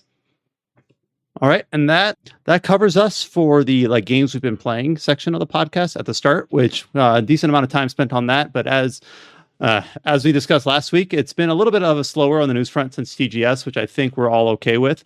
However, over the last week, we have put up several different features of different sorts up on the website. So I want to take a few minutes here to kind of highlight what our staff and contributors have been working on that are up on rpgsite.net. So the first one that I am obligated to talk about is that Josh Torres put up his Valkyrie Elysium review, which is up on the site. Another review about a game that we've already talked about but didn't have written up quite yet is for Dio Field Chronicle, which obviously just came out late in September. We talked about it as our headliner on the podcast last week, but Adam was able to put up a review for Dio Field Chronicle and get that up on the site. And Adam, I read through your review, and I think it is probably one of the easiest reading, best reviews that you've written. It's like a very, very clear review about what you liked about Dio Field Chronicle and what you thought it did poorly. So just letting you know that, and I do think that anyone that has any passing interest in this game should go ahead and give that a read. I don't know if you want to spend a couple minutes talking about your final impressions of the game, or just let your review speak for itself. Well, the only thing I'll say is this is one of those games where I this is gonna sound corny, but I wrote my review with my heart, but I scored it with my head. So if you are the type of person who just scrolls to the bottom, you gave it a 7. Don't forget the score. Just read the text. Yeah. Reading that review just reminds me of something I said. I always say, where it's there's games that I would give a 7 that I probably enjoyed more than games I would give a 9. It makes no sense, but reading that Dio Field review, it's I'm getting that vibe. Basically, the thesis of Adam's review is that the game is more interesting and unique than it is good, but being interesting and unique is a good attribute to have, on its own. And it's just a game that is brings something new to the table. It's something that we haven't seen before. I'm currently very near the end of the game. I was actually streaming it in our Discord chat late last night, and I'm not near the end yet, but I do really enjoy some of the narrative kind of differences that the game makes. It's very bold in several ways and doesn't play it safe from that aspect. It is a little bit too easy, and Adam had the same opinion on his review for a strategy game. But I do think it is a game that it's more interesting than good, but it's very, very interesting, which a lot of tactics games just feel like Final Fantasy Tactics at Home or Fire Emblem at Home. One of the games I played earlier in the year was an indie game, Symphony of War, the Nephilim Saga, which really kind of felt like it was in that other camp where it's just kind of is a an imitation of an existing series, where Diofield Chronicle is not that. It's something completely different and unique, and I think it's an interesting IP to Square Enix to hold on to going forward. So final note is basically go ahead and listen to our last week's podcast if you want to hear an extended discussion on the Diofield Chronicle. And go ahead and give Adam's review up on the site. It's a very easy read, and I think it's a very fun read for one of our reviews, one of the best ones we've done this year, I think. So go ahead and give that a look at. We also have a few other reviews and previews up on the site that I want to make sure I draw attention to. Here's a game that no one on the podcast, I think, has gotten time to just yet, but we have introduced, and that is the surprise third entry for the Voice of Cards franchise from Square Enix. So Paige, once again, was able to go hands-on with Voice of Cards and played Voice of Cards, The Beasts of Burden, and wrote up a review for that game on the site. As someone who hasn't played that series, but has talked to Adam about it and read through Paige's review, it sounds like The Beasts of Burden is a bit of a weaker entry in the series, and it kind of feels at this point that it's not clear exactly what Square Enix's like ambitions were with these games. This But is if you funny because it's like, obviously I've heard like Adam and it was Paige that reviewed it, right? Yeah. Yeah, Paige's like thoughts on it. But I have a buddy of mine who's a big fan of the first two games, and he's played the most recent one, and he thinks it might be his favorite. So Oh, okay. No, it's good to have multiple impressions. So Paige, I think, scored it the lowest of our Voice of Cards reviews. Yeah, her But- final sentence is her third. It's her basically places third of three. But James is a friend, seems to think very highly of it. So Voice of Cards, it kind of feels like if you've played the first two games, you kind of know what you're getting into. Adam, between the first two games, they're not really connected, right? The first two games actually are connected in a very loose way, but they're technically canonically connected. The third game doesn't seem to be, unless I missed something. Oh, but you haven't played it yet, right? I played it. Oh, you did played play all the three. third game. Oh, okay. Yeah, my favorite is still Forsaken Maiden, Which is the second one. which is the second one. So, Oh, okay. For some reason, I was going into discussing this topic, assuming you hadn't gotten to it yet. So I guess I can Yeah, I hand it played off to you if you want to talk about it for like 60 seconds, like what your thoughts were on the third Voice of Cards game. So basically, the first game is the most traditional. It's also the easiest, where you basically kind of get a party of characters and play through it, kind of like a really traditional Japanese RPG. The second game, its sort of gimmick, which I'll actually say probably quite a few people don't like, but I do, is that you have two main characters, and then you kind of have like your third and your fourth party slots kind of like rotate out with other characters who do not get any stronger. And so for me, it's more, it kind of feels like a puzzle or some sort. Like, how do I use these characters, and like what are their abilities and how do they play? And like as in different parts of the game, this is Forsaken Maiden, the second game, you're kind of have to play it a little bit differently depending on what your party is, but you cannot like grind them and power them up. It's just not how the game works. The third game is you have a set party, but you don't get skills. The gimmick here is that you basically capture monsters, and those are your skills. So like each game has a gimmick. The second game is my favorite. It's the most challenging. I thought the systems were the most interesting, but it's definitely not the most like easiest game just to kind of cruise through because of the way it's designed. But yeah, the third game, it's basically got the monster capturing gimmick, which is fine. It's probably my second favorite, like in the middle.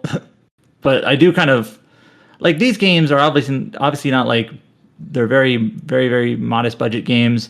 This is literally their third game in 12 months. I think, when did the first game come out? Like last November? it came out last October, I think. Oh, so pretty much 3 games in a year. But it's kind of like, it does kind of lose its luster in a way, but like no one forced me to play 3 games in a year. You don't have to play them all in 1 year, but it's the release cadence is definitely interesting, like in terms of this philosophy of like, well, not only the release quickly. cadence, but the like announce and release cadence. Yeah, it's I think both Forsaken Maiden and Beasts of Burden, which is 2 and 3, were announced like 2 weeks before they released. Just like, hey, we're making another one, and then 2 weeks later, here it is. And for the first game, they really, if I remember correctly, They try they really kind of push the it's Yoko Taro, you know, the director of the Nier series. He's the creative director here, and so on and so forth. It really doesn't feel like a Yoko Taro game. He was creative director, but he's not like credited as the main writer. He's not credited as like the actual director of the game. So like I'm sure he had, you know, some kind of overseeing kind of input to the game, but it does feel, this is maybe perhaps a little bit cynical on my part, that it's like they only just attached his name to it just because they know that would sell copies. Yeah. So, but to their credit, it seems like for the other two games in the series, they haven't quite leaned on that as heavily. It was their first game, which makes sense because it was a new IP, and they wanted to try to market it and put a recognizable name on it. And all three of these games are pretty brief. I don't know, like if you remember what your runtime like were. 10 to 12 hours each. Oh, okay. So I still think that is like good. It's really cool. Like we've kind of had, it's in the summer we had a bunch of like, I'm thinking like Xenoblade, like giant epic games, or even earlier in the year like Elden Ring. So it's kind of cool that we have games like Valkyrie Elysium, Dio Field that are 25-hour games, and now we have Voice of Cards, you know, a 10-hour game. Always kind of good to have the different variety. And then I guess you got Trails from Zero, which is probably like 40, 50, 60 hours. I'm trying to remember what my playthrough was on that. Kind of good to have the variety and size of RPG experiences. So I feel like separate from the release cadence, just from like a library catalog perspective, it's nice to say like, hey, we're Square Enix. We have a lot of RPGs. You want something kind of shorter and, you know, bite-sized? Hey, we have a couple of these Voice of Cards games. Pick one and try it. Yeah, you know? I appreciate it from that like catalog variety perspective. Mm-hmm. But yeah, go ahead and give a Paige's review for Voice of Cards, The Beast of Burden review. We have it up on the site. And you can go ahead also and listen to our previous episodes of the podcast where we talk about the other episodes in that series. A couple other preview or feature write-ups on the site. One of which I don't think we have to give too much attention to, but we will obviously give it a shout out here. On the podcast 2 or 3 weeks ago, we talked about the limited time demo for Wolong Fallen Dynasty. This is the new project from the Neo and Neo 2 devs over at Team Ninja and Koei Tecmo, set during the Three Kingdoms era of Japan. Sorry, not Japan, China. And we talked about how both James and Josh felt on that demo back when it released. James just went ahead and that's not a verb, wrote up a preview. Is a verb if you live in like Renaissance era. Maybe. Anyways, James wrote up his impressions on the Wolong demo and compared it to Neo 3 and how it feels like a different series, which obviously it is. So it's kind of good that it doesn't feel like just a coat of paint. It feels like it's a whole new experience. James, I don't know if you have any other like insight that you want to give about your write up on Wolong Fallen Dynasty, or if we should just go ahead. Go ahead. I mean, it was a demo that anyone that had a PS5 or Xbox could play, and I think I already kind of talked about it last week. So, but yep, just going ahead, and it's a game that we're really excited for. It'll probably show up on our most anticipated list for 2023 because I do know we have a handful of people here that thought really highly of Team Ninja's work on the Neo series, especially Neo 2, and everything about Wolong Fallen Dynasty's demo, I think, is kind of checking all the right boxes. So go ahead and give that preview a read. Now, is that demo still available, or did it No, time it's out? not. It timed out. Darn. But if you... we do have the discussion of the demo on the previous episode of the podcast, and then we obviously have for posterity the full write-up on demo impressions from James up on the site. Here's another game that it was kind of a footnote of TGS, but it ended up being something that has kind of taken off on social media a bit, and this is the Switch port of Nier Automata Game of the Yorha edition. So the Switch port of Nier Automata, it was something that was kind of part of Square Enix's TGS coverage, but wasn't a new game, wasn't a new experience. So it kind of like fell into like the second tier of coverage. But our resident Switch expert, Cullen Black, was able to go hands-on with Nier Automata for Switch. And to state it plainly, he basically thinks that this is one of the best porting efforts on the Switch that we have seen, especially from Square Enix, which has kind of like in the same company that resorted to like streaming ports for the Kingdom Hearts series and things like that. But based on Cullen's experience with Nier Automata for Switch and his corroborated by a few other outlets that had similar impressions. It seems like that this game is a very well-made port. The developer of the port was Virtuous, who has also done similar work for, I believe they did the PC port for Nier Automata for the Windows Store. Do I have that right? I'll have to check that. But the Nier Automata port for Switch seems like it is a very rock solid 30, 1080p docked, 720p portable, very, very steady 30 FPS. And this is kind of interesting because we tweeted about this as we would any of our articles, and it kind of got picked up by a lot of Square Enix fans, a lot of Nier fans. I think Google like promoted it on their Google Discover things.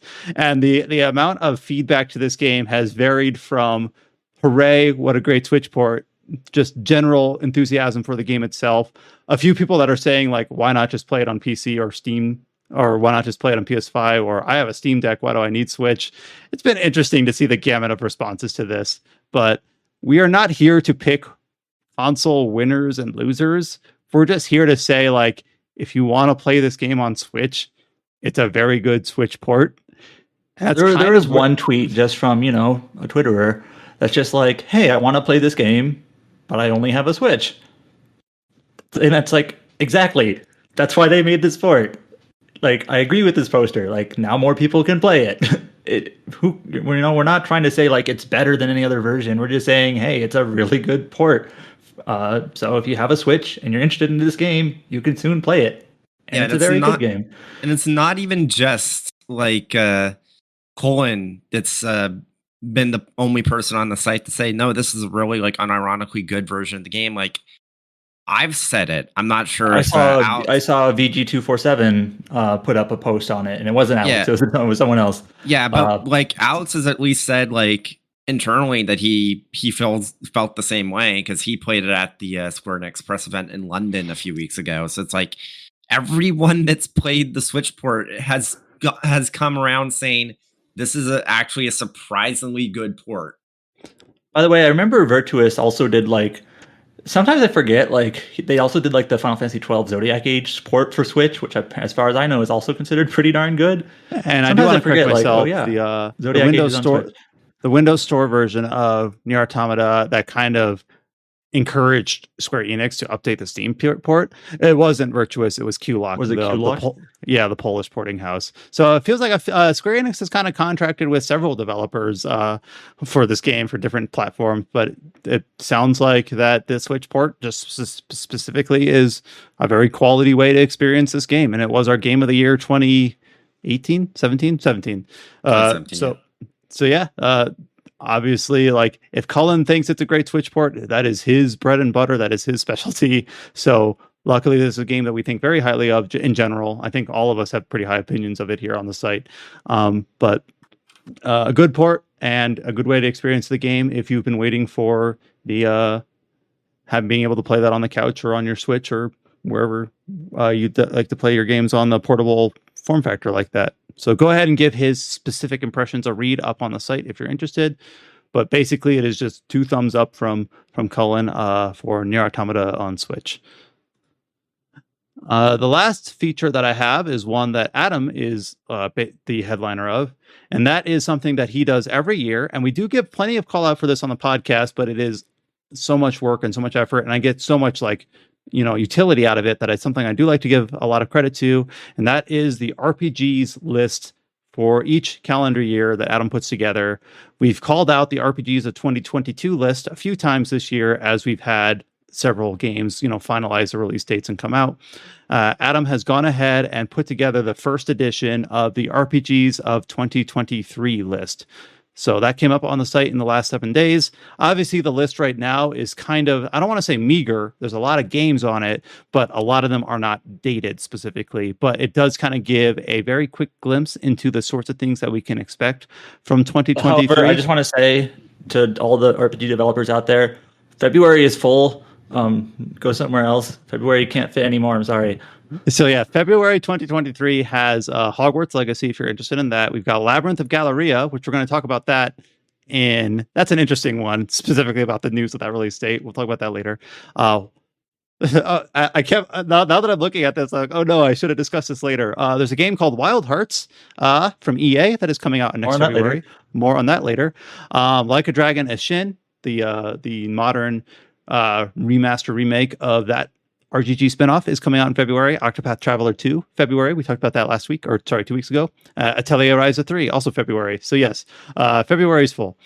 But yeah, go ahead and if you type in RPGs 2023, we hope that our website, we know a lot of other different outlets do this sort of thing, but I do think that Adam does the best job. I'm biased. But we try to make sure that we try to keep all of those handy and useful. And I kind of bookmark that to try to look at what games I'm going to be playing each month. And also, if you want to know what games we're going to be covering each month, that's pretty much the best way to kind of get a look ahead at what we're going to be looking at. So RPGs of 2023 list, we've got the first version of that cataloged up on the site. So thank you so much, Adam, for putting that together for us, because it is incredibly useful. All right, new section of this podcast.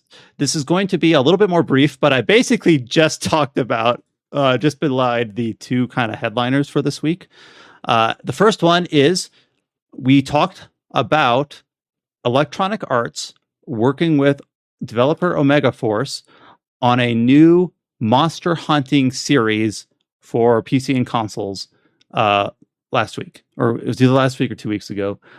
This was untitled, but it was basically them announcing their partnership with the development studio. But now we've gotten an official announcement trailer for their first project, and that is Wild Hearts. This is a Monster Hunter-like game from Omega Force, who made the Tokaiden series, and we got our first reveal trailer for this game, and it's quite a beefy one. It's 2.5 minutes. It's kind of slower paced, and it's a lot of setting up the premise of the game. It has kind of a narrator very slowly discussing what the character of the narrative is, but it does also show several snippets of gameplay or gameplay-like footage for what Wild Hearts is. And I don't know, maybe I'll just hand it over to our Monster Hunter expert, James. When you look at this Wild Hearts project from Electronic Arts, what is your initial impression of what you saw? 3-player co-op, huh? Yeah. Why free? Yeah, that's like the one thing I'm curious about. We'll have to see later, but it's like, I mean, Omega Force has like history working on hunting games. They did Tokiden, which Tokiden 2 especially was actually fairly good.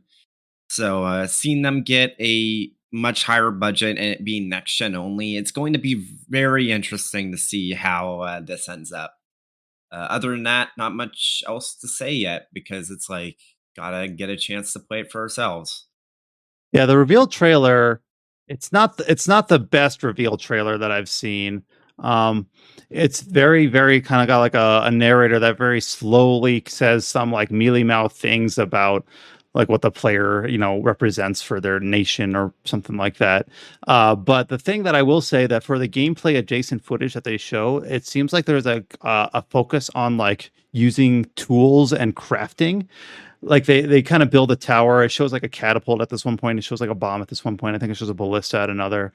So it has almost kind of like these building mechanics fashioned in some way, which I think kind of gives this game, or could potentially give this game, some sort of unique identity. And I kind of spoiled this back when we talked about the RPG list, but the release date for this game is set for February 11th. So that's not too far away.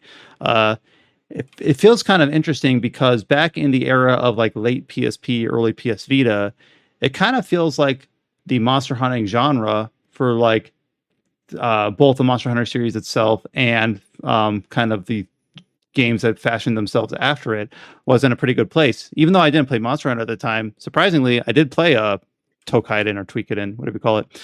I also even played, what was the one with the like demon book that came out on Soul PSP Soul and Vita? Sacrifice. Oh yeah, I didn't play Delta, but I played the original Soul Sacrifice.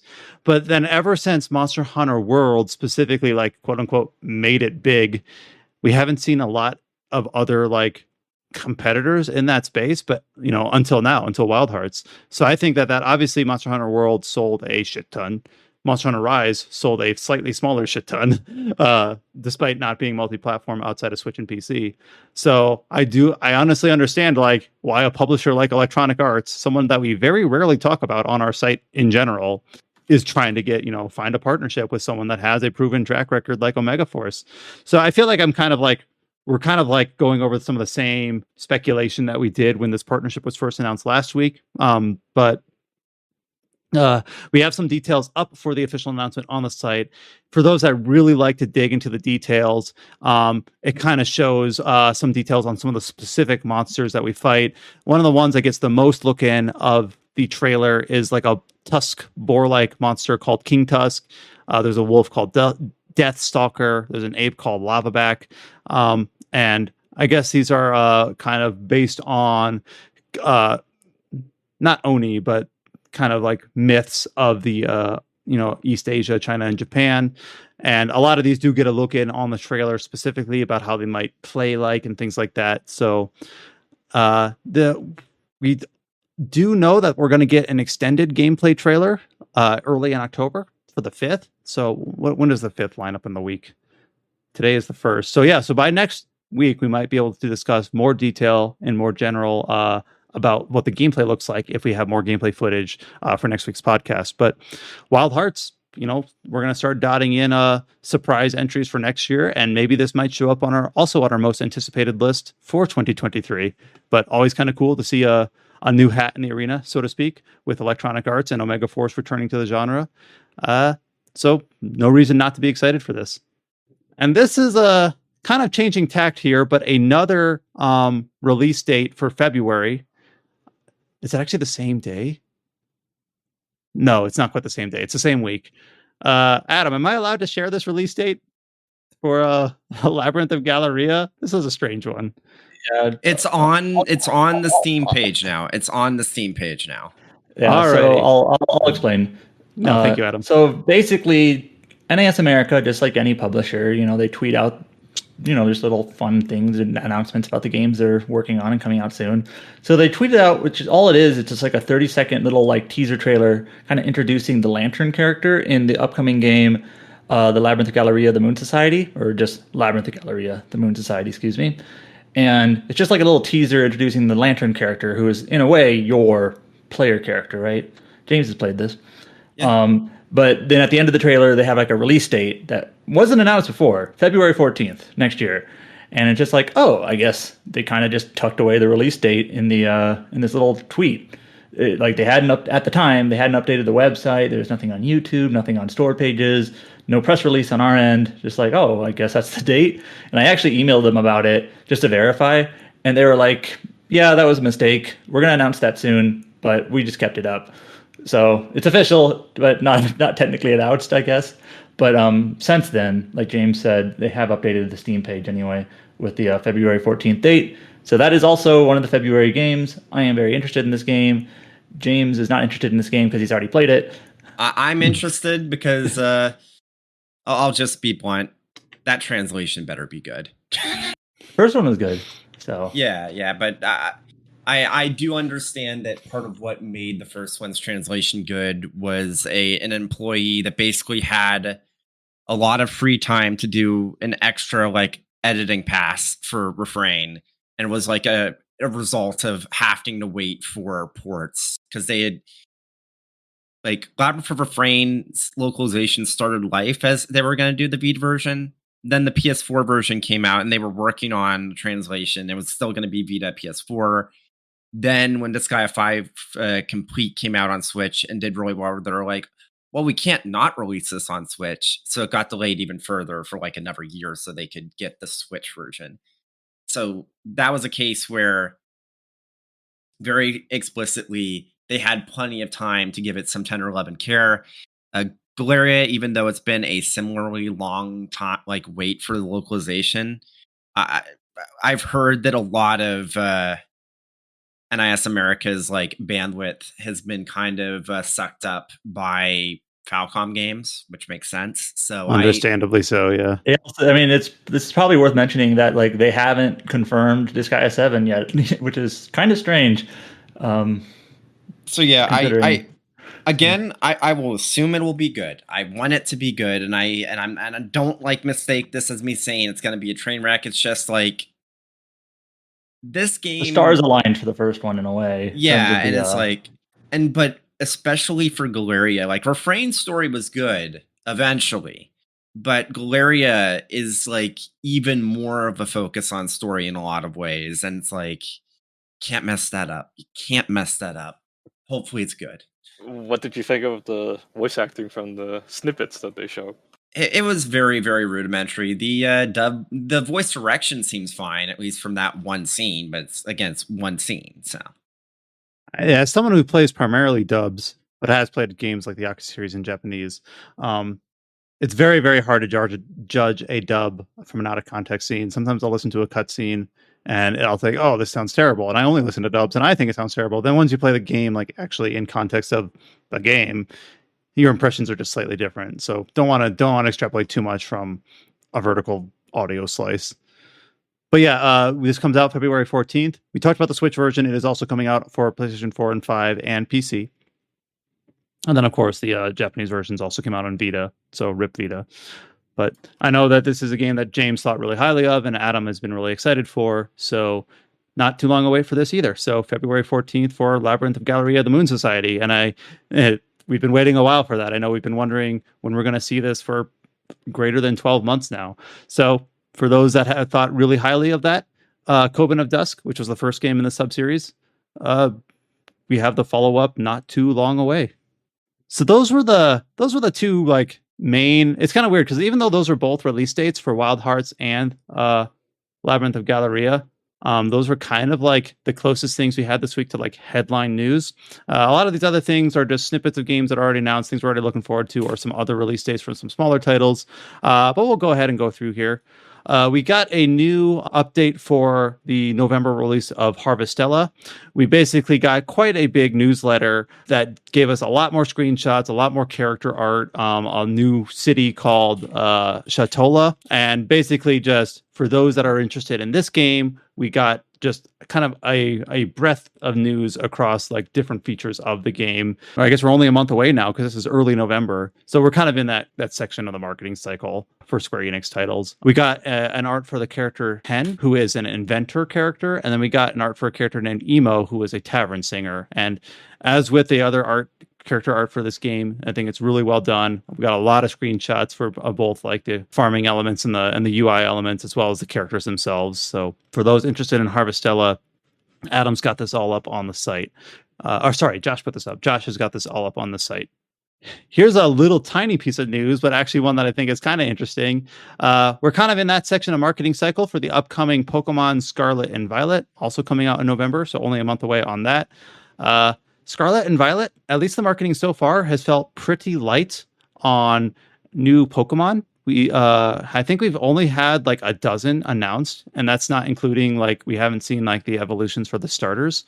But we did get a new Pokemon announced last week, and that is for a regional specific Diglett evolution named Wiglett.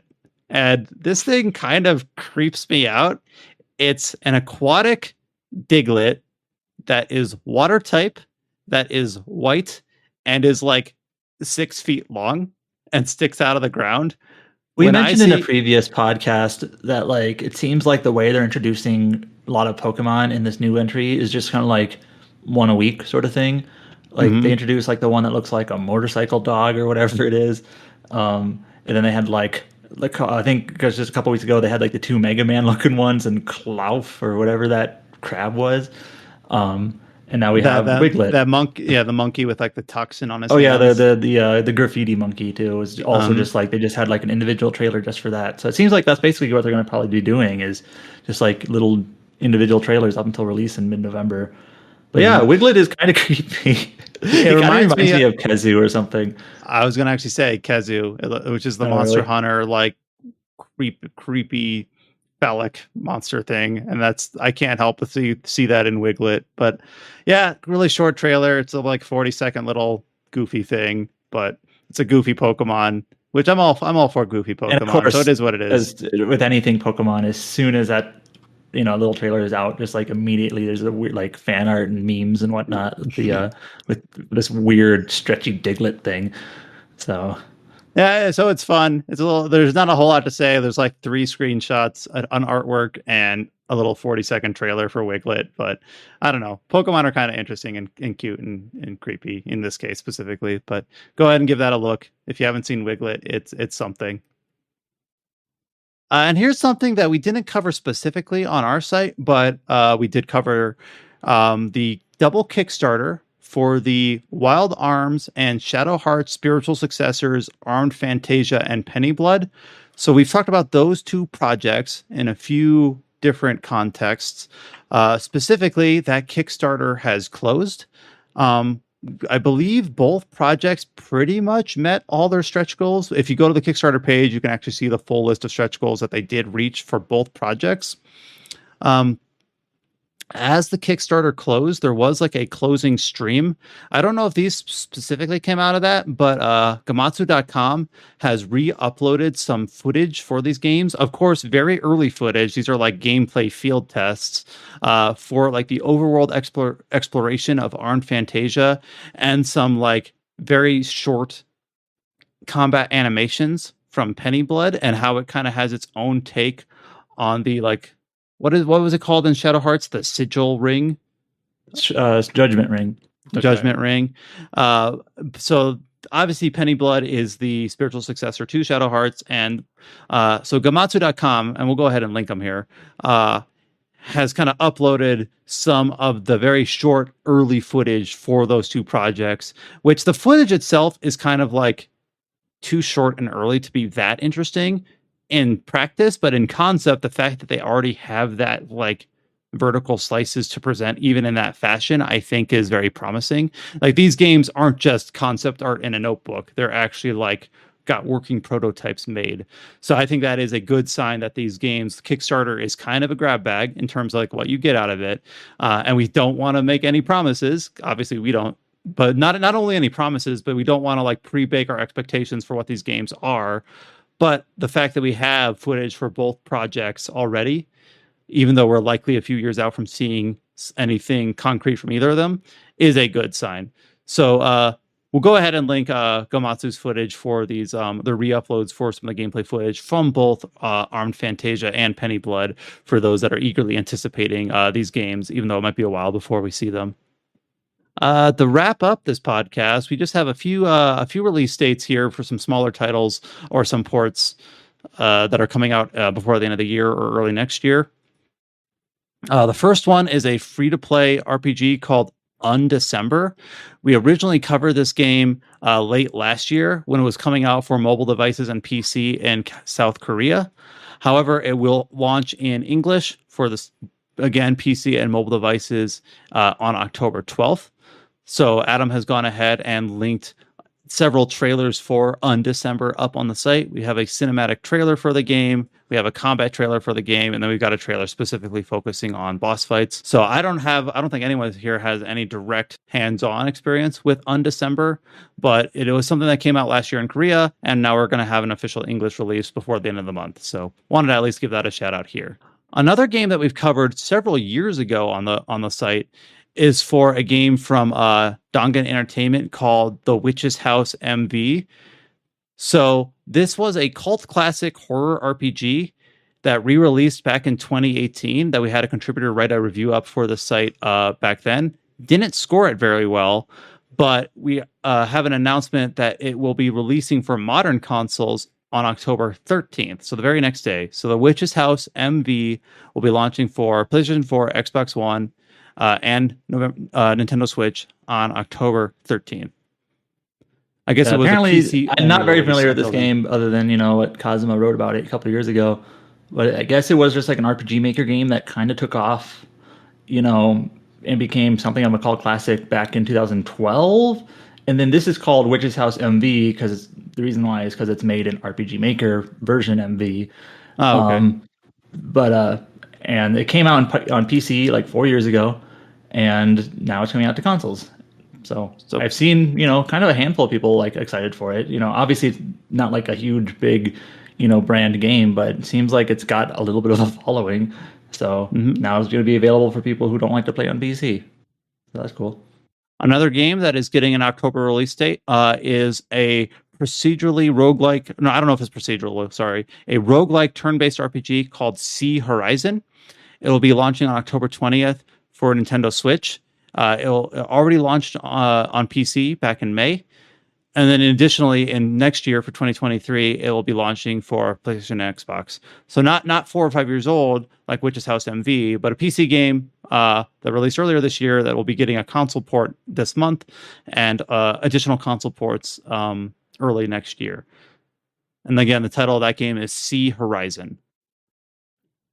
And then the last game is also another console port, a game that came out a few years ago, and that is Yuan Sword 7.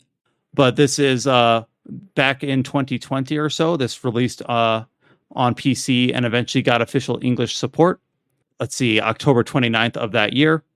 And then it eventually released for PlayStation 4 and Xbox One. But now it will also get a Switch port early next year. So it's kind of cool just to see a Chinese developed RPG become not only like readily available in English over the last few years, but readily available in English on several different platforms, including now, as of early 2023, a Nintendo Switch. So just kind of cool to see. And I don't with the games like that and Undecember, it's just kind of nice to see, games that aren't just from Western developers or Japanese developers, just like other Asian developers, Korea and China. It's cool to see. Mm-hmm. Mm-hmm. And that kind of covers it for basically this whole podcast. So we got that string of late October, early 2023 port and console versions of existing games to look forward to. We have the kind of, like you mentioned, Adam, the February has very quickly gotten pretty packed with the Labyrinth of Galleria and the Wild Hearts release date announcements. And then got a lot of games in November to look forward to, let alone October, which we just now started. So going to be a busy time of year. Like I said early in this podcast, likely going to have plenty of new games to talk about pretty much every week through the end of the year as we go into this hectic time of the getting into the early fringe of the holiday season. Obviously, throughout the course of this podcast, we've talked about several of the features up on the site: the Valkyrie Elysium review, the Dealfield Chronicle review, the Voice of Cards Beasts of Burden review, and the preview coverage for Nier Automata on Switch, the Wolong Fallen Dynasty demo impressions. And James, over the last 2 or 3 weeks, has put up a lot of impressions of different demo and preview opportunities, both for Square Enix. By the time you guys are listening to this, you'll probably see impressions from Distant Worlds last week. So yeah, so not only Square Enix properties like Dragon Quest Treasures and the Crisis Core remaster, that's another December release we're looking forward to, but like the 505 Games event that James was able to attend, and then we also have some of the other demo impressions for like Divine Force and things like that are, we'll be talking about those games again when they release in late October. So go ahead and go to rpgsite.net to give those previews and review features a read through. Go ahead and bookmark Adam's RPGs of 2023 listing. He does a very great job of keeping that up to date throughout the year. You can find RPG Site all of the social media platforms. We've got, you can just search for RPG Site on YouTube, Facebook, Twitter, or Instagram. We have a Discord channel, discord.gg/RPG Site. If you listen to this podcast on either on the website itself or on Apple Podcasts or Spotify, go ahead and give us a rating or review. Tell us what we're doing well. Tell us what we're not doing so well. We'd like to get that feedback and we'll take it to heart. And then I guess before we close out this podcast, Adam, as we were recording, did post one other piece of news that I do want to give a shout out here because it is a little bit disappointing, but we got a update for is it Zaum, the developers behind... I actually don't know how you pronounce it. Yeah, so this is the developers behind a game that we thought really highly of in 2019, Disco Elysium, and then released the next year with their console and like complete edition of that game, the final cut. So we have a blog post from Martin Lugia, who is a founding member of the ZAUM Cultural Association. We have this blog post linked up on the site and a little bit of digesting of the information contained within.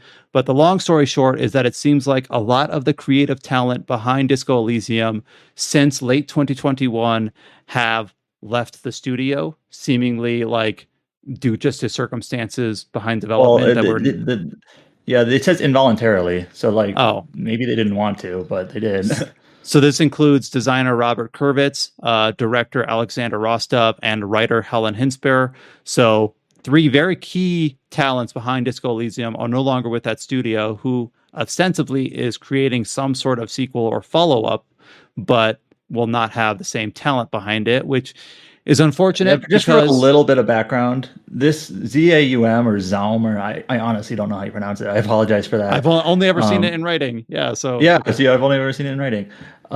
They started as just kind of like a group of Eastern Europeans really like coming together to form art. Like Kurvich wrote a novel. They do music, they do paintings, and there's actually a Games Radar piece that I linked that kind of goes a little bit more into kind of how did Disco Elysium get made. Supposedly it was something like Kurvich wrote a book and it didn't do very well, and he was just kind of advised, kind of bluntly, people don't read books, but people do play games, and eventually the games development studio came out of that. So I guess that collective of artists and musicians no longer exists, according to this blog post, which is from one of the founders. However, the game development studio still exists, and even if you go to their website, they're hiring and everything, and they have several locations. But those key developing, those key members, like Robert Kurvez and the other two you mentioned behind Disco Elysium, are not there, reportedly. So, long story short, the collective is gone, the development studio is there, but the key founders are left. So, which that includes like an artist and the two lead writers. Yeah, it's like the main people there. So like the main identity of the game's gone. Yeah. I will say that maybe other people felt differently, but after playing Disco Elysium, and Disco Elysium, I feel like it's one of those games that over time people have kind of understood like more and more just how important of a game it is. Like it definitely feels like as time has gone on, people are like at the time people were like, man, this is really, really good. And now it's like the further along you get and you see how lasting its influence has been, and how like as more and more people play it, they love it just as much. It's like, I'll say, like, from my perspective, like Disco Elysium is probably in the top 5 most important games to come out in the last decade. And I never really expected there to be like a proper follow up to it, because like a game like that, it's like capturing lightning in a bottle. So, and it also just seems like it's kind of transcended boundaries, where it doesn't focus on narrative RPG players. I've seen people who primarily lean towards both Western RPGs and Japanese RPGs take to Disco Elysium. Like I'm thinking of previous site contributor George Foster, who doesn't play this sort of game at all, really adored Disco Elysium. Like I remember, I think I had a crow thinking that he wouldn't like it, and he loved it. Didn't he end up getting like a tattoo for it or something? I don't know for certain. He but bought Kim's jacket and might have got a tattoo too. That seems like a very George thing to do. But yeah, so Disco Elysium is a great game. It's a sort of game that if I could make time freeze and stand still for a bit, I'd like to replay, just to re-experience it. It's not that long a game, but there's too many other games to play.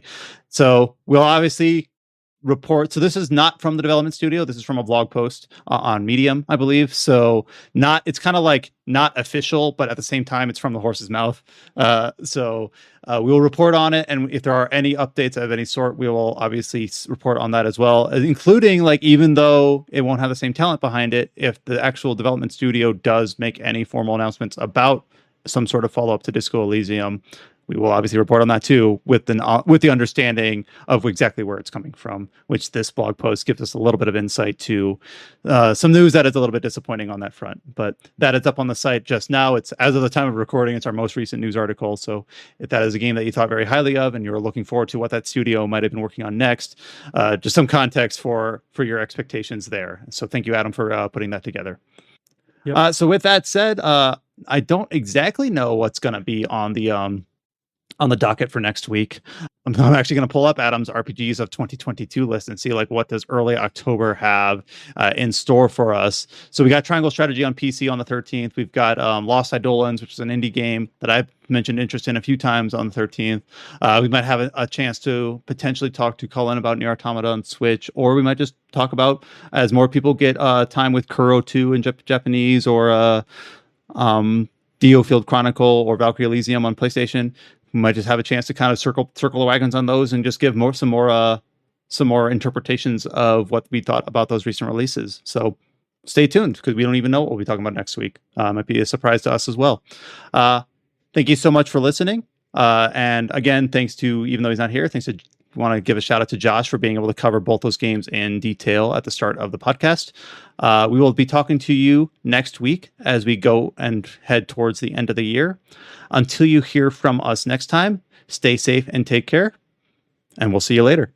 Later, everyone.